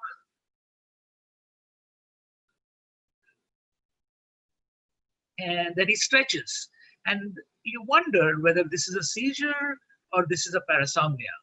The video EEG oftentimes will show you nothing much other than just some muscle artifacts. So you can see a little bit of dystonic posturing of his hands, of his right hand. But overall, we call this a confusional arousal. And then he goes back to sleep. So a very common mimic to confusional arousal is nocturnal frontal lobe epilepsy. So frontal lobe seizures are more likely to occur during sleep than temporal lobe seizures. But the important thing is that frontal lobe seizures happen as you're falling asleep or as you're waking up. They don't happen 2 hours later. That's the important point. They may show bizarre semiology with posturing, ambulation, violent outbursts, and complex behaviors. They're often misdiagnosed as sleep apnea due to the prolonged choking or motor activity. And only 1/3 of them show clear on routine EEG, and only 50% show clear ictal EEG correlate. So you can see it's very difficult to diagnose frontal lobe epilepsy because they basically have very little on their EEG. So here's this patient of mine, and he came in with these episodes every night where he will be sleeping in stage 2 sleep, unlike in stage 3 sleep, which happens with confusional arousals. He suddenly wakes up, and he does these bizarre posturing movements of his hands. And then he moves his head and body in a tonic posturing to the right. And then that's a time when mother notices that he's having a seizure. And And then he has this vomiting-like behavior. Every event is with this retching behavior that he has. So now she realizes he's having these events, but watch what he does. He has his, now he opens his eyes and he looks around, and his EEG, I can tell you, when we looked at it from multiple people, we all only saw was muscle artifact, nothing else. His MRI was negative, and his interictal EEG also was normal. His ictal EEG was showing muscle artifacts. So what is this? Okay. And then it's over. He opens his eyes and it's done. And you can see it lasted less than a minute in duration. So this, in the past, was misdiagnosed as paroxysmal nocturnal dystonia. So this condition, which was diagnosed in the past as paroxysmal nocturnal dystonia because it didn't have an EEG correlate, is now diagnosed as nocturnal frontal lobe epilepsy. And Lugaresi and his group from Italy showed with the depth electrodes that these patients have clearly ictal onset from deep down in the frontal lobe. In this case, the clue that he gave us was that he moved his body to the and his head to the right, along with some dystonic posturing, and he also had this ictal vomiting. And for those who are epileptic, vomiting usually localizes and lateralizes actually through the non-dominant hemisphere. So we did thin sections MRI through the right frontal lobe. We did an ictal SPECT and we did a PET scan. We confirmed that in the mesial frontal region, there was a focal cortical dysplasia. We excised it and he's now seizure free. So point is that dystonia mimics nocturnal frontal lobe epilepsy. This is not a parasomnia. This is a sleep disorder. And obviously, there is a FLEP scale that is used in adults. FLEP is frontal lobe epilepsy parasomnia. So this is a scale, and the Italians and the Australians have used it very a lot, and they have found good validity for that. But basically, if in frontal lobe epilepsy, the events happen as you're falling asleep, there's usually some eye deviation to one side, there's clonic jerking of the extremities and of the face, and they're very short duration, 30 seconds, 1 minute, that's it. While in parasomnias, they last for 4 or 5 minutes. They happen 2 hours after you fall asleep. They happen in stage 3 sleep, while frontal lobe epilepsy happens in sleep. So that's how I differentiate between the two. Here's another patient. So there we go. You can see the EEG also simultaneously. He wakes up out of stage 2 sleep. You can see the spindles. And then he does this hand breathing movements, has a little bit of nose rubbing sort of a phenomena coming in, and then it's over and he's back to his baseline. So we can ask, unfortunately I can't ask the audience what you think this is. Is this a parasomnia or is this a seizure? And I can tell you it's very difficult to sort out. And why is it so difficult to sort out? This is because there are certain things known as central pattern generators. These are called CPGs. They're called CPGs. And these central pattern generators are present in the frontal lobe. They're present in the thalamus, in the reticular activating system of the stem, the stellum, even in the spine. And they get activated not only in epilepsy, but also in frontal lobe epilepsy. And therefore, it is difficult to separate out these events as being seizures or parasomnia. As you can see, they have similar things: swallowing, respiratory, locomotor, postural, chewing, emotional, motor things. All these things can happen in a parasomnia or a seizure. And this is because they have the central pattern generators, okay? Also, it's important to know that parasomnias can coexist with frontal lobe epilepsy. Why is that? Because arousals are related to the cholinergic neurons, and you know that acetylcholine is one of the gene, ACH, nicotinic acid receptors R4 is one of the genetic expression of frontal lobe epilepsy. So common cholinergic pathways means that they can coexist. And so in our experience, almost a third of patients with nocturnal frontal lobe epilepsies also have parasomnias. Moral of the story, if you diagnosed to have frontal lobe epilepsy. You put him on trileptal, and he's doing well for some time, and then he starts having events. Don't assume that these nocturnal events are seizures. They could be parasomnias. Sometimes you may have to bring him in, get a video EEG to sort out what is what. So it's an important lesson that frontal lobe epilepsy and parasomnias can coexist. Here's an example of another condition which can look like a seizure. So you see this? So what is this? Is this a seizure? So there's an entity called paroxysmal hypnogenic dyskinesia.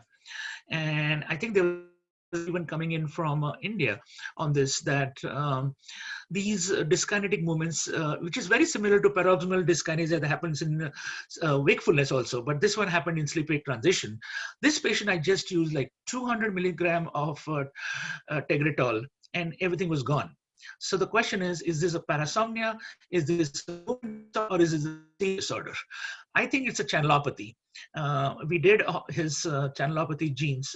Nothing really came out, but he responds very well to treatment. So this is a very interesting cartoon which shows you that with stimuli, whether they are coughing, snoring, or noise or physical contact, or even with a pathological seizure, you can arouse. Now, you arouse means you open your eyes, you look around, and then you can move on to having a clinical parasomnia, or you can have a clinical seizure, or you can return back to sleep. Okay, so this is the model that the Australians have proposed as to why you can have any of the three things after an arousal. So watch over here. So this guy is sleeping, he's in stage 2 sleep, you can see there, and then watch here what happens. He gets a mild jerk. Okay, because of a generalized spike. Now, if he could have gone on to have a sleepwalking event, or he could have had a full-blown seizure. In this, he just slept. So that is the model. And so this is another nice cartoon which shows you, can you differentiate parasomnia from seizures? So there are certain factors favoring a parasomnia. For example, if you wake up and you do some yawning, some scratching, the prominent nose rubbing is, I think, can happen in seizures. We know that the Cleveland Clinic people have shown that nose rubbing clearly happens with ictal manifestation. You can roll over in the bed. You can have waxing and waning is a very important. So it goes up and down for about 5, 10, 15 minutes. That's parasomnias. Sobbing and sad emotional behaviors, indistinct offset. It doesn't suddenly stop. It goes on and on for some time. Failure to fully arouse after the event with complex behaviors, more than 2 minutes in duration. So that's now, what you cannot differentiate between a seizure and a parasomnia. If it's short, you just sit up and look around, standing or walking, preceding normal arousals and brief events. They're very difficult, and fearful emotional behaviors, which comes from the amygdala and the insula. And so you cannot really say whether it's a seizure or a parasomnia. This is a very nice to show the difference between the two. So let's move on to night terrors. So these are sudden arousals from stage 3 sleep. They're associated with intense autonomic and motor symptoms such as crying, screaming. They can be dramatic and disturbing to the family. The patients may be completely unaware of these events. They're common in children, and they can happen in adults up to 2%. And basically, out of slow wave sleep, you have sudden arousals, you sit up and scream, there's an expression of panic on your face, tremendous autonomic discharges, there's confusion and disorientation, there's no response to the parents who try to wake you up, there's mumbled speech, an attempt to waking increases the confusion, and there's complete amnesia. So you watch this kid over here.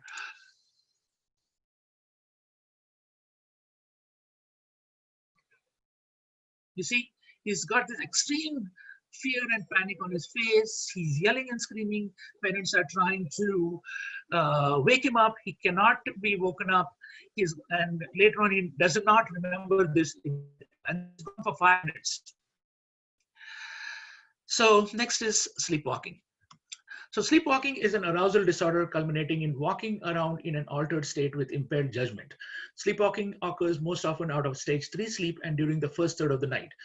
And obviously, safety and legal implications have to be addressed.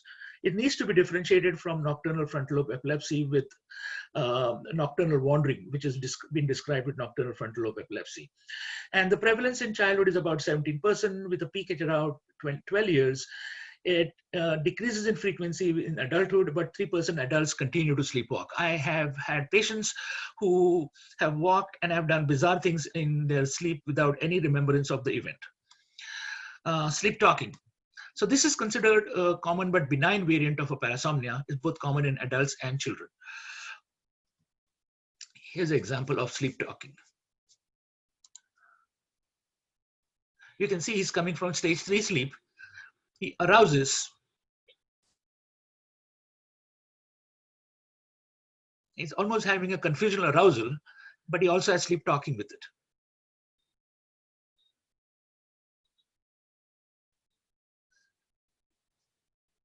So that you can see is a sleep arousal. Okay. And this goes on for 5, 6 minutes.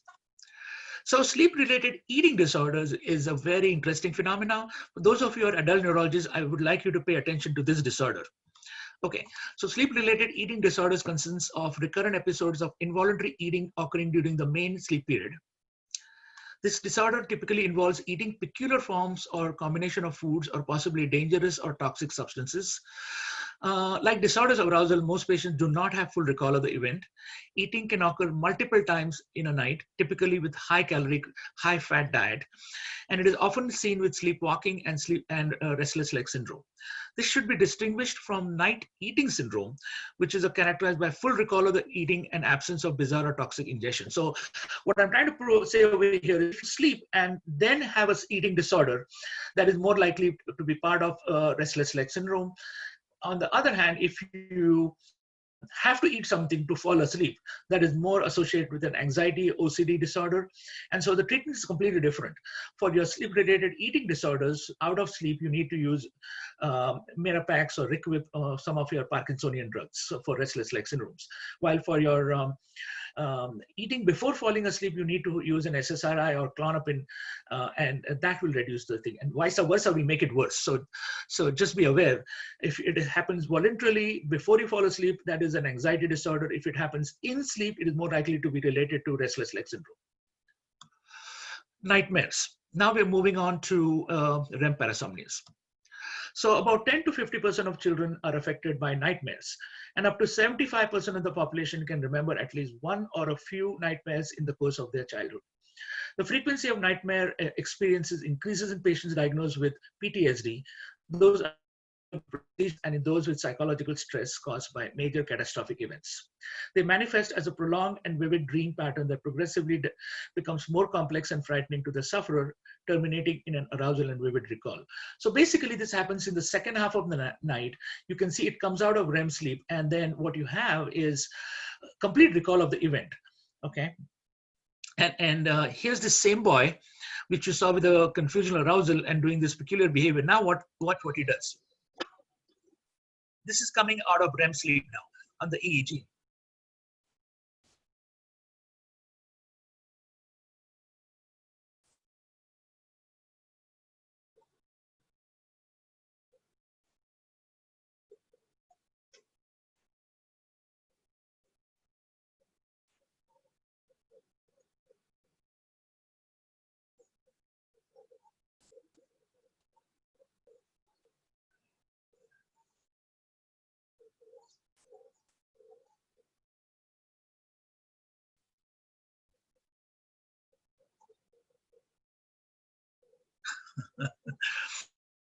You can see this boy, he has all three. He has true seizures, frontal lobe seizures.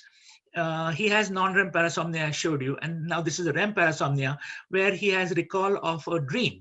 Now his mother is with him here, and it's a separated family. The father lives in California, and he does visit his father in California. They live in Boston. When I was in Boston Children's, this was a patient of mine. So what happens is he's telling that I get a dream of some guys coming from California in the sky and telling me directions how to go around. So this is an example of overlap parasomnia where you have both REM and non-REM parasomnias along with frontal lobe seizures. So sleep terrors and nightmares. As I mentioned, sleep terrors happen in, or non-REM parasomnias happen in the first third in deep slow wave sleep. Nightmares happen in the second third of the night or the last third of the night, and there is good recall while there's no recall over here. Those are the main differences between the two. So now a very close association to nightmares. You can ask a patient, in adults it's different, I guess. But in children, if you ask the family, does your child have anxiety? I don't think so. Okay, so here we go. This was a 14-year-old girl who came from South America to see me.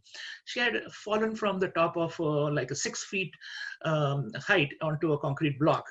And because of that, she had CT scans of her whole body. And they picked up a thyroid nodule in the neck, nothing to do with any fractures or any brain hemorrhage. Because of the thyroid nodule, she was told that she has cancer of the thyroid. And a few days to a week after that, she started having nocturnal events. She was put on Keppra, and the events continued and continued, and she was thought to have post-traumatic epilepsy. And they came to see me for a second opinion to see if there was any reason for any surgical intervention. So here's what happens. So this is the girl. The father is a pediatrician sitting over here from Panama. And so watch carefully. She's on the laptop, and she has a daytime event.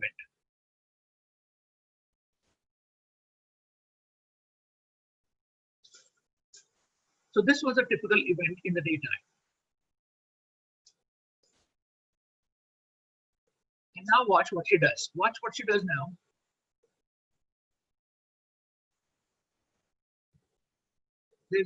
She's trying to straighten her t-shirt down, and that's a voluntary behavior. Obviously, her EEG did not show any seizure-like activity, and we call this a non-epileptic event. Clearly, because she was conscious and trying to pull her t-shirt down, which had exposed her abdomen. Now she has an event at night, and I can tell you this event happens out of REM sleep.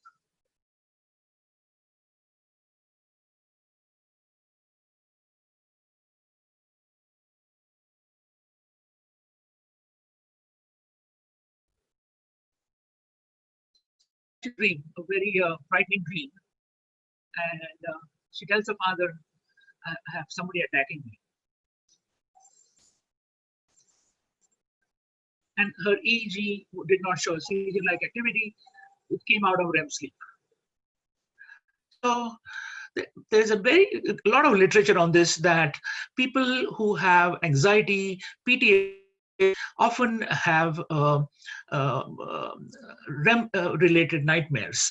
And so this is exactly what she had. She had a lot of anxiety around the thyroid nodule. We got a second opinion from our surgeons and our endocrinologists. They confirmed that this was a benign thyroid cyst. We took the Keppra out. We gave her some behavioral therapy, and then 6 months later, the father called me and said, everything is gone. So this clearly shows that you can have nightmares, and the parents will not be aware that your kid is having a daytime anxiety. There's clear data that if you have nightmares 4 years of age, by teenage years, you're going to have a lot of anxiety disorder. So nightmares and anxiety coexist. REM behavior disorders. I'm sure all of you have seen this as adult neurologists. So this is classically seen in men above 50 years of age with a prevalence of about 0.5%. It's characterized by complex motor activity associated with elaborate REM enactment, which corresponds with the dream sequence. Often it is injury to the self or bed partner that brings the patient to the attention of the clinician. This is accompanied with lack of rematonia, and often you treat them with clonazepam or melatonin.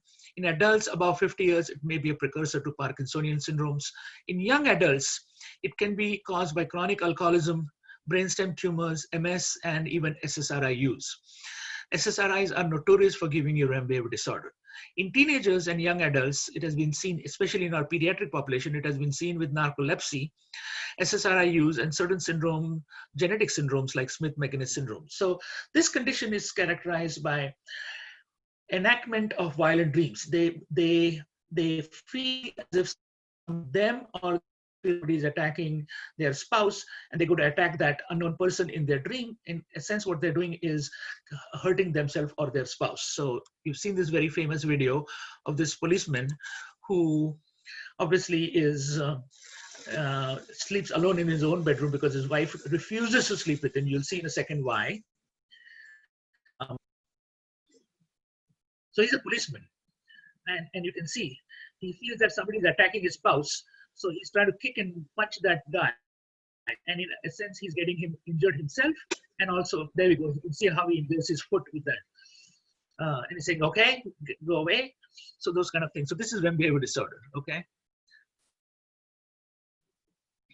And what happens in these patients is when you do their sleep video EEG, polysomnography, the chin and leg tone, which is supposed to completely go off in REM sleep, is increased. So you can see over here in REM sleep, you can see the rapid eye movements. And normally you're supposed to have REM atonia, there's lack of REM atonia here. And this is the hallmark of REM behavior disorder, this thing. So this is your leg movements, and this is lack of REM atonia. This is the hallmark of this condition. You may see it in people when you start on Prozac or Zoloft, and it's good to ask them, are you sleeping well through the night? And then 6 weeks later, you ask them, oh yes, I'm getting a lot of violent dreams now. And this is classic REM behavior disorder. And obviously, I'm not going to go over this elaborate figure which explains, because, you know, so this is a lack of REM atonia because the reticulospinal tract is supposed to be inhibited, giving you lack of REM atonia, which gets destroyed because of some abnormality in this locus coeruleus and the lateral tegmentoreticular tract. So that's why you get lack of REM atonia here. Okay, so that is. Okay, so, you know, I've shown you cases of frontal lobe epilepsy, non-REM parasomnias, and REM parasomnias. And you can see that the differentiations over here from non-REM sleep, REM sleep, in the beginning of sleep from stage 1 and 2 sleep, non-REM parasomnias can go on for 5 to 15 minutes. REM parasomnias can go on for a few minutes, while seizures happen, and they happen less than 30 seconds to a minute. Okay, so you probably know many of these features. How do you treat REM behavior disorders? Usually I try first line with melatonin. And if it doesn't work, or in addition, we can try some clonazepam, small dose, 0.25 to 1 milligrams at bedtime. And that controls the whole problem. But people have tried zopiclone, which is a GABA, GABA receptors, or they can try this Chinese stuff and many other drugs which have been tried. But I usually use clonazepam and melatonin. Okay, isolated sleep paralysis is not that uncommon. I have seen many, many patients, including NFL players who have come to see me, and they feel they're going to die because they wake up from sleep, usually in the early morning, and they are completely paralyzed for about 30 seconds, a minute, while they feel that somebody is breathing down from back on them. And it's a very frightening episode. They feel they're going to die, but it is very benign, and usually it goes away. And usually you have to rule out narcolepsy, but in narcolepsy, you have daytime sleepiness. So in the absence of daytime sleepiness, just isolated sleep paralysis is quite common, and it goes away, and you should just give them reassurance, okay? Catatonia. This is a very interesting phenomena that is seen in sleep. So it's characterized by expiratory groaning during sleep. The events usually occur nightly and during REM sleep. The patient does not show any emotions or respiratory distress and does not recollect the event. The ENT examination should be done and is normal, and it needs to be differentiated from central sleep apnea. I'll show you in a second why. It starts usually in the late teenage years and continues into adulthood. And if nothing works, you may have to use CPAP. So here's this teenager who came to see. Hear him what he does. Hearing is very important in this case.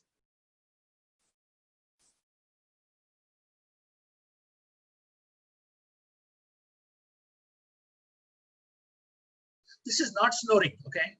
Snoring is more present in inspiration. This is in expiration. And this goes on through the whole night.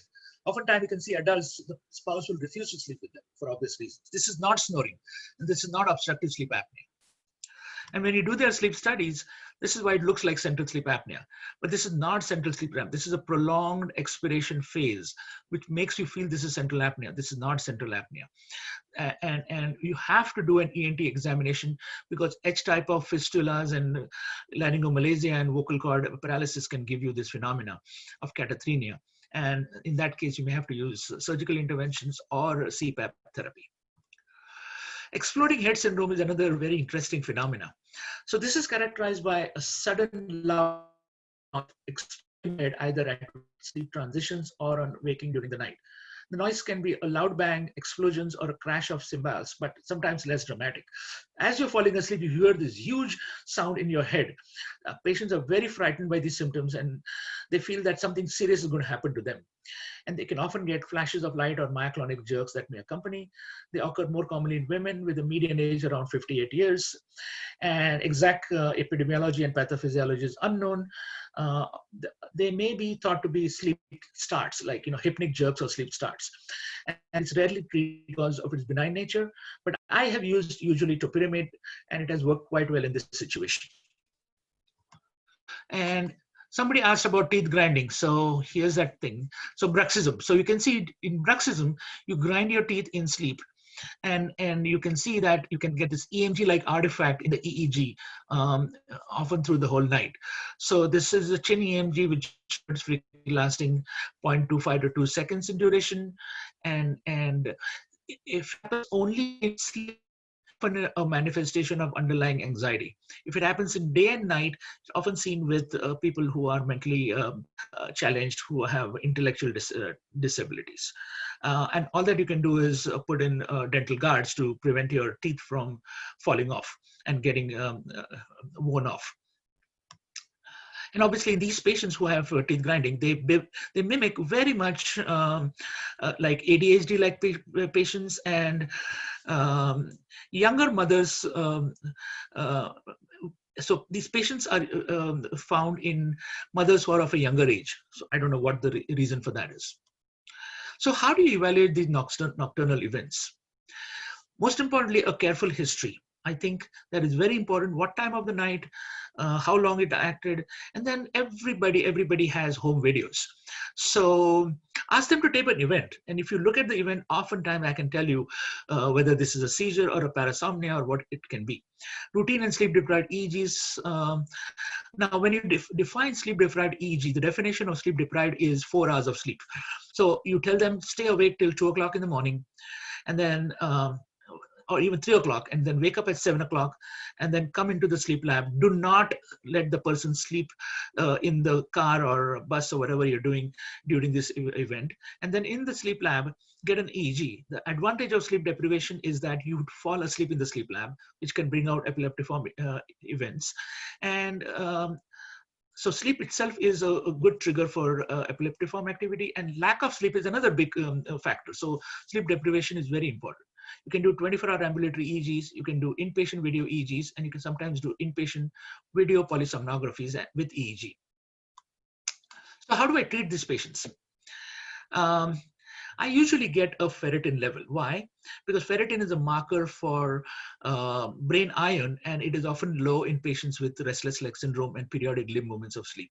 So if the ferritin is below 50, I often give them some iron. I rule out because arousals, and arousals can give you parasomnias. I make it sure that they don't have nocturnal asthma, because you have specific treatment for that. They rule out some psychiatric conditions like nocturnal panic attacks. I rule out post-traumatic stress disorder, and I will do a sleep study in parasomnia only when I want to rule out obstructive sleep apnea, REM behavior disorder, periodic limb movements of sleep, or when you're going to start medications. When you want to start on medications, I think it is important to get a sleep study to be sure nothing else going. So, as I mentioned, when do you do a sleep studies? When you have a very high suspicion for seizures. The behaviors are violent or potentially dangerous. They have atypical presentations because of age of onset, duration, or semiology, and obviously for forensic or medical legal cases. I had a patient once, a patient of mine in North Carolina, who slept with his wife on a Sunday afternoon, and then 2 hours later he came and said, "I've killed my wife." So we brought him into the sleep lab and put a mannequin next to him. And every time he went into REM sleep, he would really grab the neck of the mannequin. So this was a case of REM behavior disorder. On the basis of that, he downplayed from a third degree to a homicide, to a manslaughter, and he walked within a year or two. So that helped in his case. And then, when you are non-responsive to conventional therapy and you're going to start medications, then you need to do a sleep study. Finally, as I mentioned, to rule out sleep apnea. So how do you manage these parasomnias? Reassurance is very, very important. Once you tell them this is not a seizure, it's a parasomnia and it's going to go away, they feel better. Okay. And safety is the second most important thing, because oftentimes I've had patients who have walked out of their house on the parking lot, and some have even walked on the roads, found walking aimlessly around somewhere. So, and one or two of them have tried to jump out of the window. They've fallen down from the staircase. So barricade, see that your kitchen stove is locked, otherwise they'll start fires. All kinds of things can happen with parasomnias. Treat the underlying medical disorder. Avoid precipitating factors like alcohol, sleep deprivation, be more cautious during fever and infections, and when jet lag, that is a big stimulus. So you are fine, you've had events in the past, and suddenly you go from New York to London and you'll start having parasomnias. So circadian rhythms and jet lags can give you parasomnias. How do you treat them? You can try this hypnosis, relaxation, all those things. There's an entity called scheduled anticipatory awakenings. This is a situation where, let's say a person sleeps at 9 o'clock and at 11 o'clock he has an event every night. Well, you can wake him up at 10:30, and hopefully by doing that, the event doesn't happen. It's good in theory. In practical purposes, I don't think it does a good job, because you may have it once a week. Now you have to wake a person 7 days a week for an event happening once a week. So people are not compliant with this, but it is there in the literature. And then so what is my trip combination? For benign combination is I give them some Flonase. So nasal steroids opens their airways, iron makes them twitch less, and melatonin consolidates their sleep. 90% of the time with this triple combination, almost all parasomnias have gone. But if I have to use, the second line is to use a tricyclic antidepressant. And if that doesn't work and the events get more and more violent, then I use a clonazepam. So safety is very important. Look at this. This is a classic video to show you that. So he has a parasomnia, and if that bed railing was not there, he would have fallen down. So, safety is very important in these patients. Okay. So obviously, as I said, for safety, sleep on the first floor. Don't sleep first floor in America is of course 1 floor above, and safety gates on the stairways, door alarms, secure car keys, and America. So many guns lying in the house. Remove oven knobs and clear sharp areas, furniture on the or objects. A few words on parasomnia mimics. So this is the laundry list of all the arousals which can happen from sleep. Obstructive sleep apnea and snoring. I showed you insomnias. I showed you nocturnal seizures. I've shown you examples of bruxism, reflux, asthma, allergies, periodic limb movements of sleep, pain and colic, post-traumatic stress disorder, REM behavior disorder, and psychiatric disorders, including fugue states, panic and anxiety, and depression. A few words on seizures. So obviously, benign Rolandic epilepsy is traditionally seen in sleep, as you're falling asleep in kids between 3 and 13 years of age. Traditionally, parents will say in front of the TV in the evening or in the back of the car, the kid has drooling and a little bit of facial jerky movements, happens only and sleep-wake transitions. And in that age group of 3 to 13, diagnosis response to treatment. So you can see this is a classic example of an EEG with benign Rolandic epilepsy. So you can see this is the average montage. So C3, you can see over here, C3 and T3, centrotemporal spikes on the left and independent centrotemporal spikes on the right. This is the hallmark of benign Rolandic epilepsy. So sleep activated centrotemporal spikes happening independently on the left and right side, activated with sleep and in a triphasic morphology happening in trains. That's the description of benign Rolandic epilepsy. And with the horizontal dipole. I'm not going to spend time on a horizontal dipole. And this is a patient who came to see me with these nocturnal events happening every night. He was on Trilaptil, he was on Vimpat, he was on lamotrigine, and he came to me for a surgical evaluation. You can see the clonic jerking of the face on the left side. And they thought maybe this was a surgical case for surgical excision. So we monitored him. This is the event. It's very rare to see a benign Rolandic seizure. So I was lucky to capture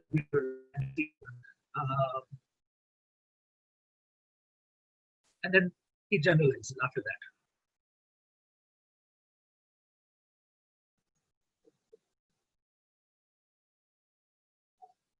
And you can see this gurgling sound that comes out. And you can see on the EEG on the right side, because the seizure was on the left, exactly in FC4 and T8, you can have this kind of alpha beta pattern, which then secondarily generalizes. This is a classic manifestation of benign Rolandic epilepsy. His MRI was negative, and we put him on Sultiam, which is a drug available in Germany, but we couldn't get it in the US. And with that drug, all his seizures stopped. And we told him he's not a surgical case. These patients outgrow the problem by 13 to 15 years of age, so do not operate on these patients. There's a very nice article by Ilian Wiley from Cleveland Clinic that in some patients with benign Rolandic epilepsy, they can have a malignant course before they get better. So because they're intervention, the signature of benign Rolandic seizures is very classic. Give them more reassurance and hopefully it'll go away one day. So this is a very nice chapter we wrote many years ago on this topic. If anybody wants, I'll send you an article of this. Dissociative state is a condition that happens between sleep and wake or within several minutes from waking with a well-established EEG wakefulness. It can happen also with daytime events, past history of physical abuse or psychiatric disorders. The condition is more common in females. This has been called pseudo-parasomnia because you're really awake, you're not asleep. And during the event, the patient may scream, run, or engage in violent behaviors lasting minutes to hours, typically longer than disorders of arousals. And usually you need psychotropic medications. So you're awake, but the patient and the family feels they're actually asleep, but on EEG, they're awake. This is a very interesting condition. Pay attention to this condition. So this is a 16-year-old girl who came to see me for these events.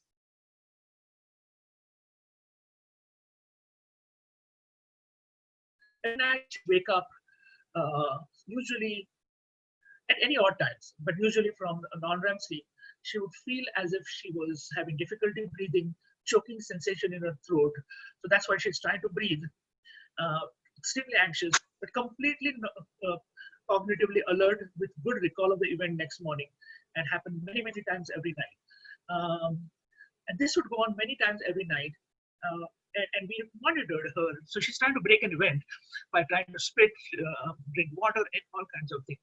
So we monitored her, and you can see clearly that these are the spindles. So she does this out of stage 2 sleep, and then really nothing on the EEG during the event. So what is interesting to know is that when you have panic attacks, in about 50% of them, you can also have nocturnal panic attacks. And these nocturnal panic attacks have a respiratory component where they have difficulty breathing, choking episodes. And so all that it needed was a behavioral intervention where you give them what is known as cognitive behavioral therapy of teach them that if you wake up with this sensation, relax, breathe, exhale out, breathe powerfully outside with your abdomen, and the event will go away. And with this kind of a therapy, the patient got better. Obviously, for very difficult ones, especially when she became more anxious with school and college, we'd give her a short course of clonazepam to tide over these events.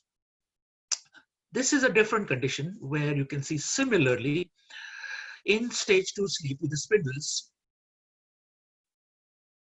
He has similarly difficulty with breathing, this is with no recall of the event. He's, so. And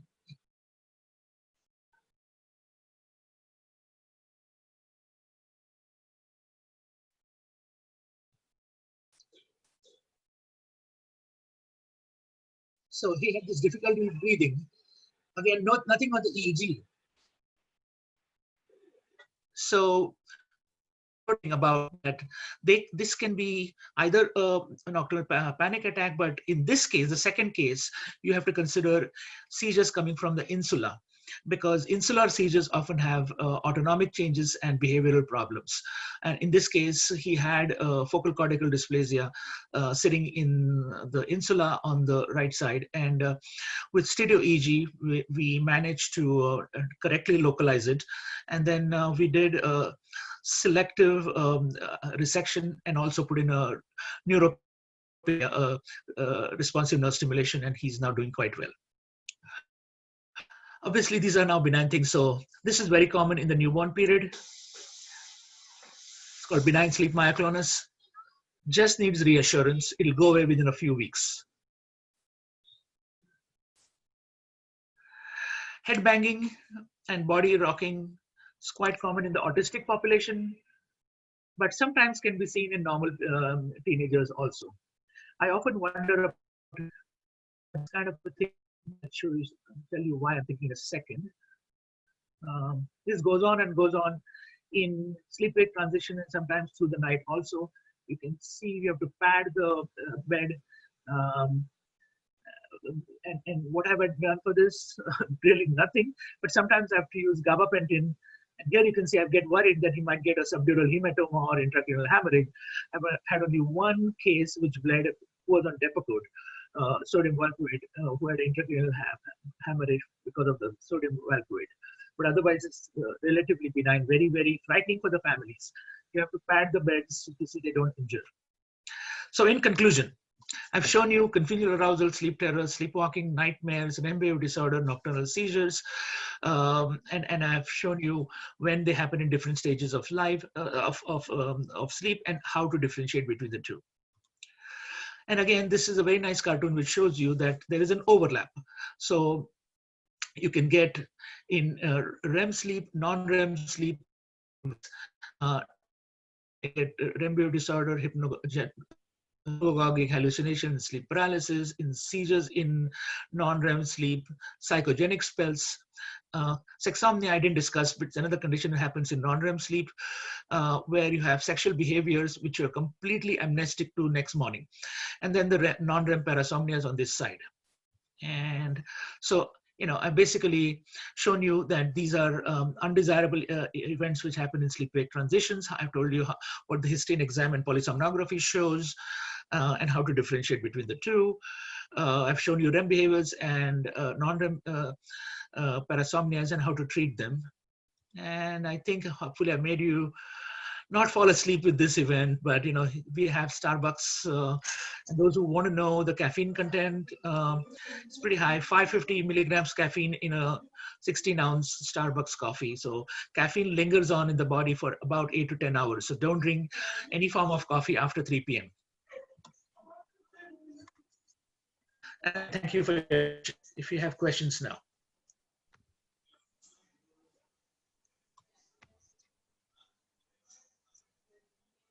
Questions? Yeah, can you put us on? Yeah. Thank you very much, Sanjeev, for an excellent talk. It's very detailed and you showed us all the mimics and all. Over to Vinayan and Dr. Manveer for questions. I have a question before that. What happens in IgLon5? Do you have an overlap parasomnia in the autoimmune disorder IgLon5? IgLon5. The IgLon. Yeah, I mean, you can have a non-REM parasomnia, yes. Oh, you have an overlap, REM Yes. and non-REM. That's what I think. Yes. Go ahead. There are 27 questions I see over here. I don't know if you guys want to open them and ask me the questions. Yeah, Vinayan and Manveer, Yeah. I thought hi, Dr. Sanjay. Nice to meet you. So I've just kind of grouped the questions in a little way, so it might be easier for the people. Sure. One major set of questions was about differentiating parasomnias from epilepsy. People have asked that how are the scales in your area? Do you think the scales work? What your practice? Do they help? And how does it go? So that was one big thing. Yeah, so, you know, as I said, you know, FLEP, frontal lobe epilepsy parasomnia, is a important scale for adults. It's not yet been validated for teenagers and young kids.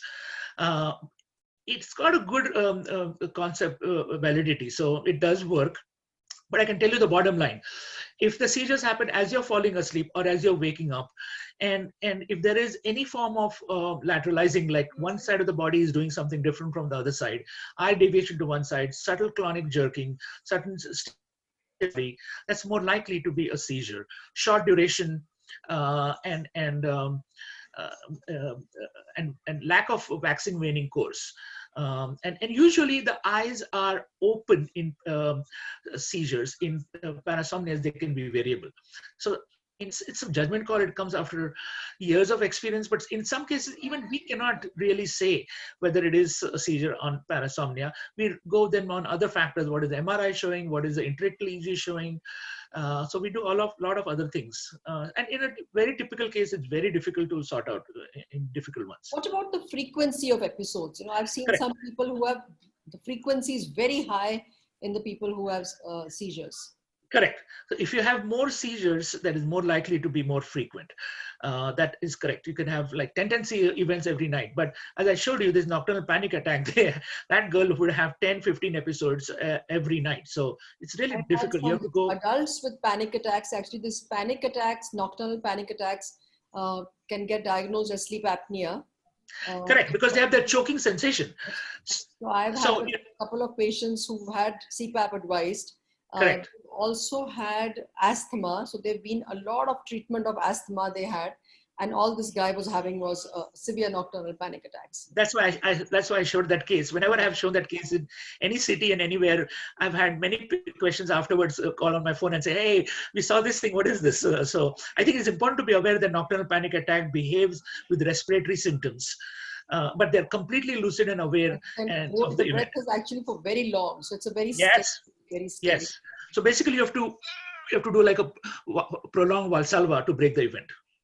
So I just thought I wanted to just bring one more thing to the notice is that individually when they occur, you touched on that, but I've seen a lot of cases who have both. Yes. They have the parasomnia and they have a seizure. Yes. That's so I said that 30 to 40% of patients have both. So I've had children who have these benign myoclonic jerks, hypnic, but they have seizures. And yes. Those seizures get better, the jerks don't. And with this home video thing, they're going on recording and sending it back and saying, no, this is not stopped. You know, so I think and really reassurance is all that you need. I can tell you what you can do though, is use some iron on them. So to explain to the neurology audience here, the reason iron works is because to convert tyrosine to dopamine, you need tyrosine hydroxylase, and tyrosine hydroxylase needs iron as a cofactor. So if you use iron, it makes more dopamine. If you make more dopamine, you twitch less. And so I've used iron, 3 to 6 milligram per kilogram of elemental iron, and it works quite well. Yeah, Dr. Bhatia, that one more related question. I think that epileptic arousal, there is a question here. What do you think about that?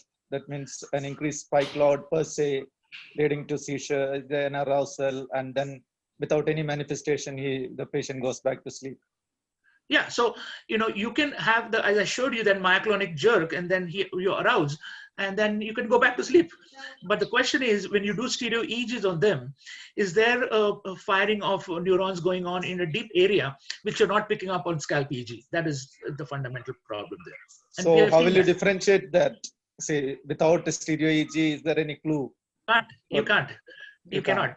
Yeah, you cannot. Okay, so, but if you have a spike coming up a little more, or if you have a seizure like that, oftentimes, if the after arousals, the postictal slowing is more prolonged, lasting more than 30 seconds, it's more likely a postictal seizure-like EEG slowing rather than an arousal slowing.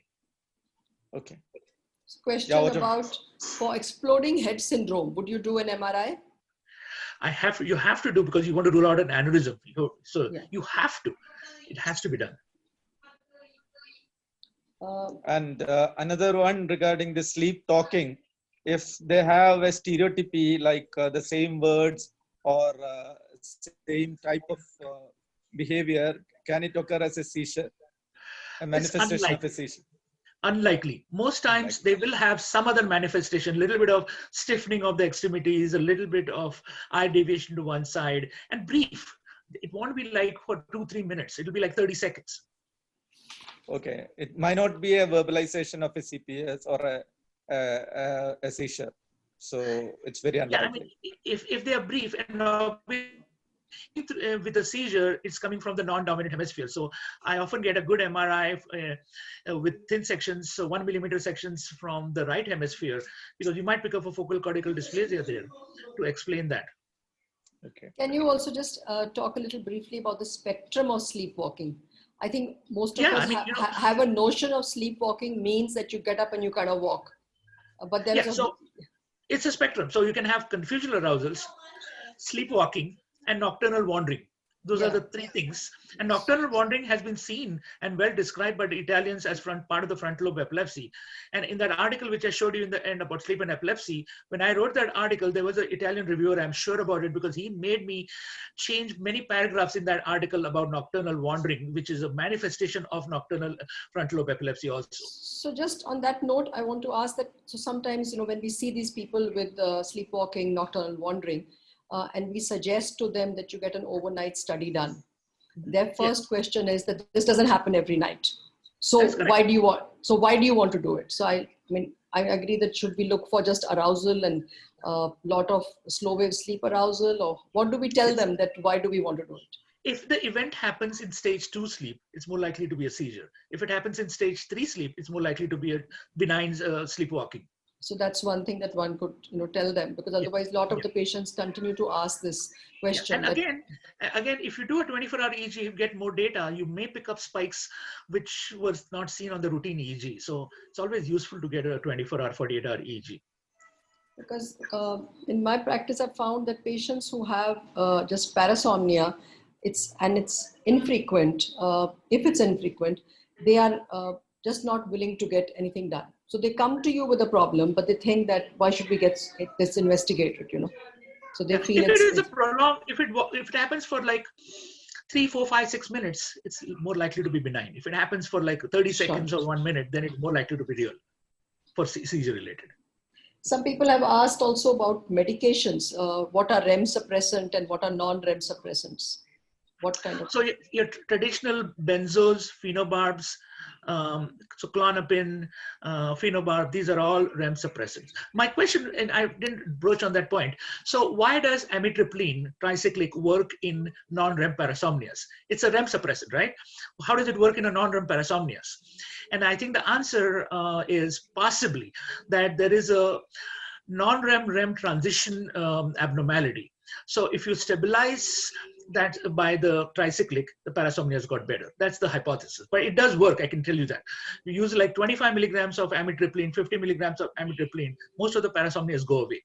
The problem is if I use Klonopin, clonazepam, then they get dependent on it. There's tolerance, there's withdrawal seizures, all kinds of things. So I stay for clonazepam as much as possible.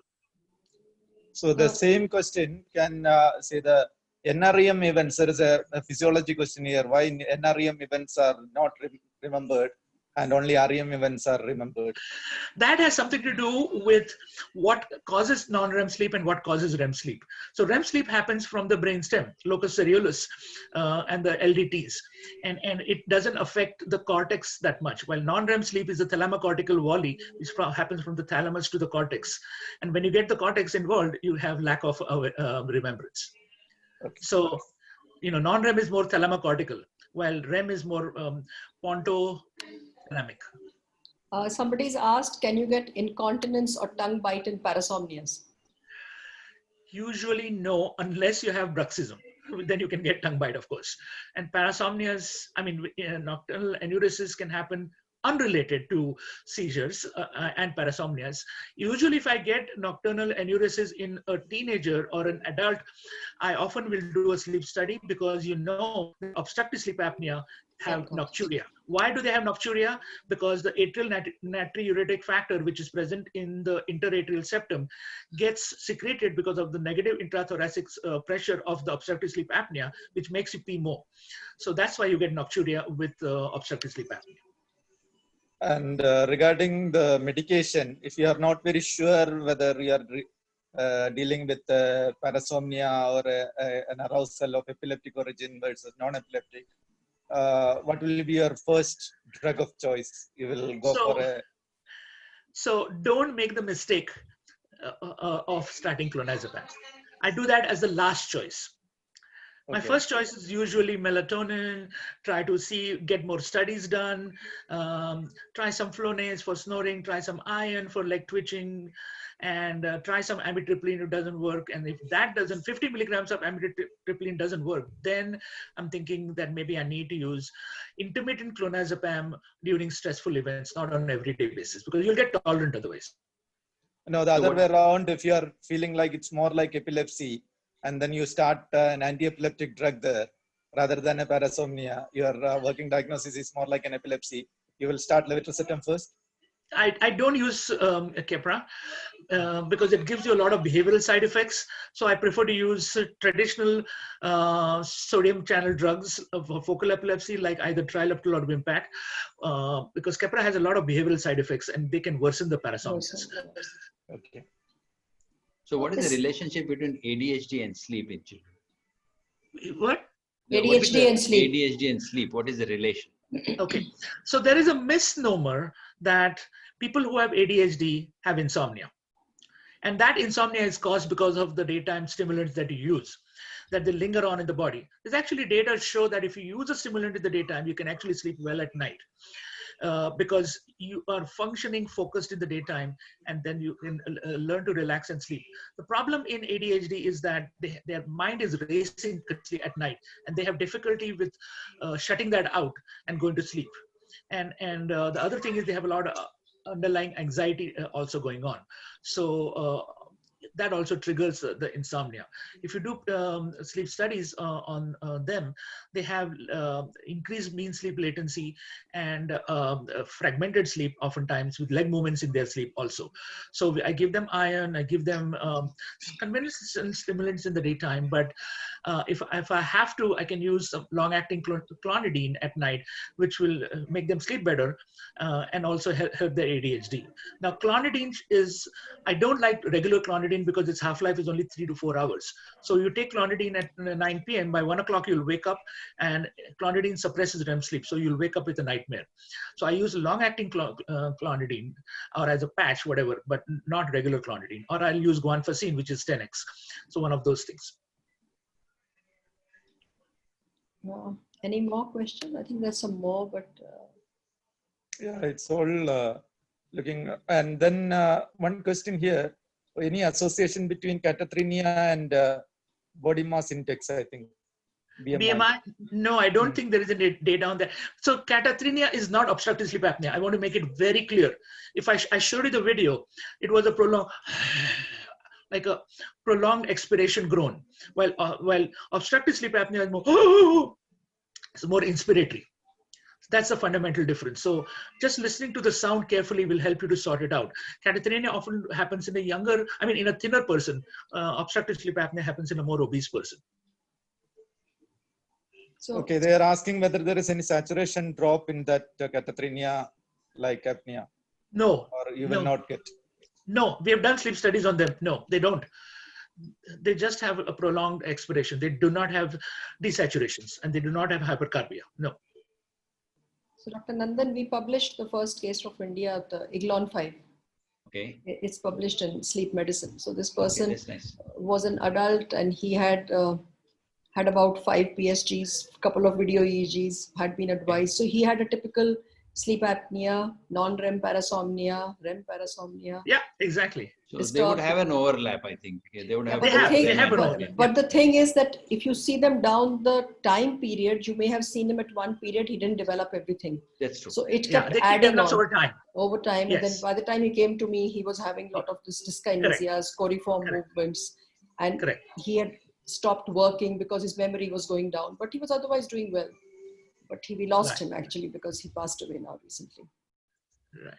So I think that's all the questions that we have for today. And it was a wonderful interaction. And I think it's still a long way to go between this parasomnia and epilepsy. Like you said, a lot of children, a lot of adults who was diagnosed initially as parasomnia have gone over the boundary to epilepsy. And I think the problem is when they are coexisting. I find that a very big problem. That is the hardest. This is I can handle an epileptic Yes. Handle one non-epileptic seizure, a pseudo seizure, and I can't handle the parasomnias because it's hard to convince the families what to do. So I've actually lost a couple of patients on families because they don't think it's true. Yes, exactly. So they feel that, yeah, it's a hard thing.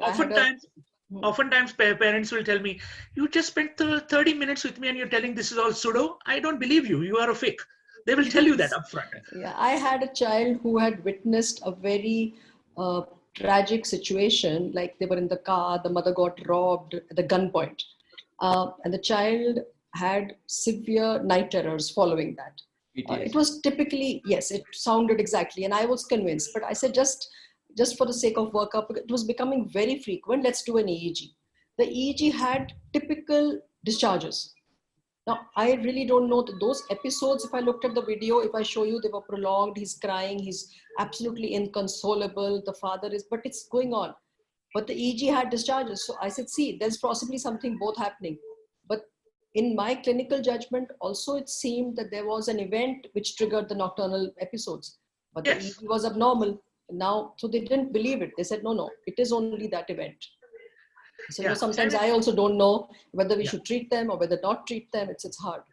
If you have true sleep potentiated epileptic discharges, I think you have to treat. So I told them, but you know, they didn't want to listen. Yeah. Right. Thank you again. So thank you very much, Dr. Sanjeev Kothare, Dr. Manvi, Dr. Benign for being here today. And a very nice talk. Again, Sanjeev, we learned a lot from all this. Especially the approach to all this is very, very important. I think we should all start thinking in the way he has told us.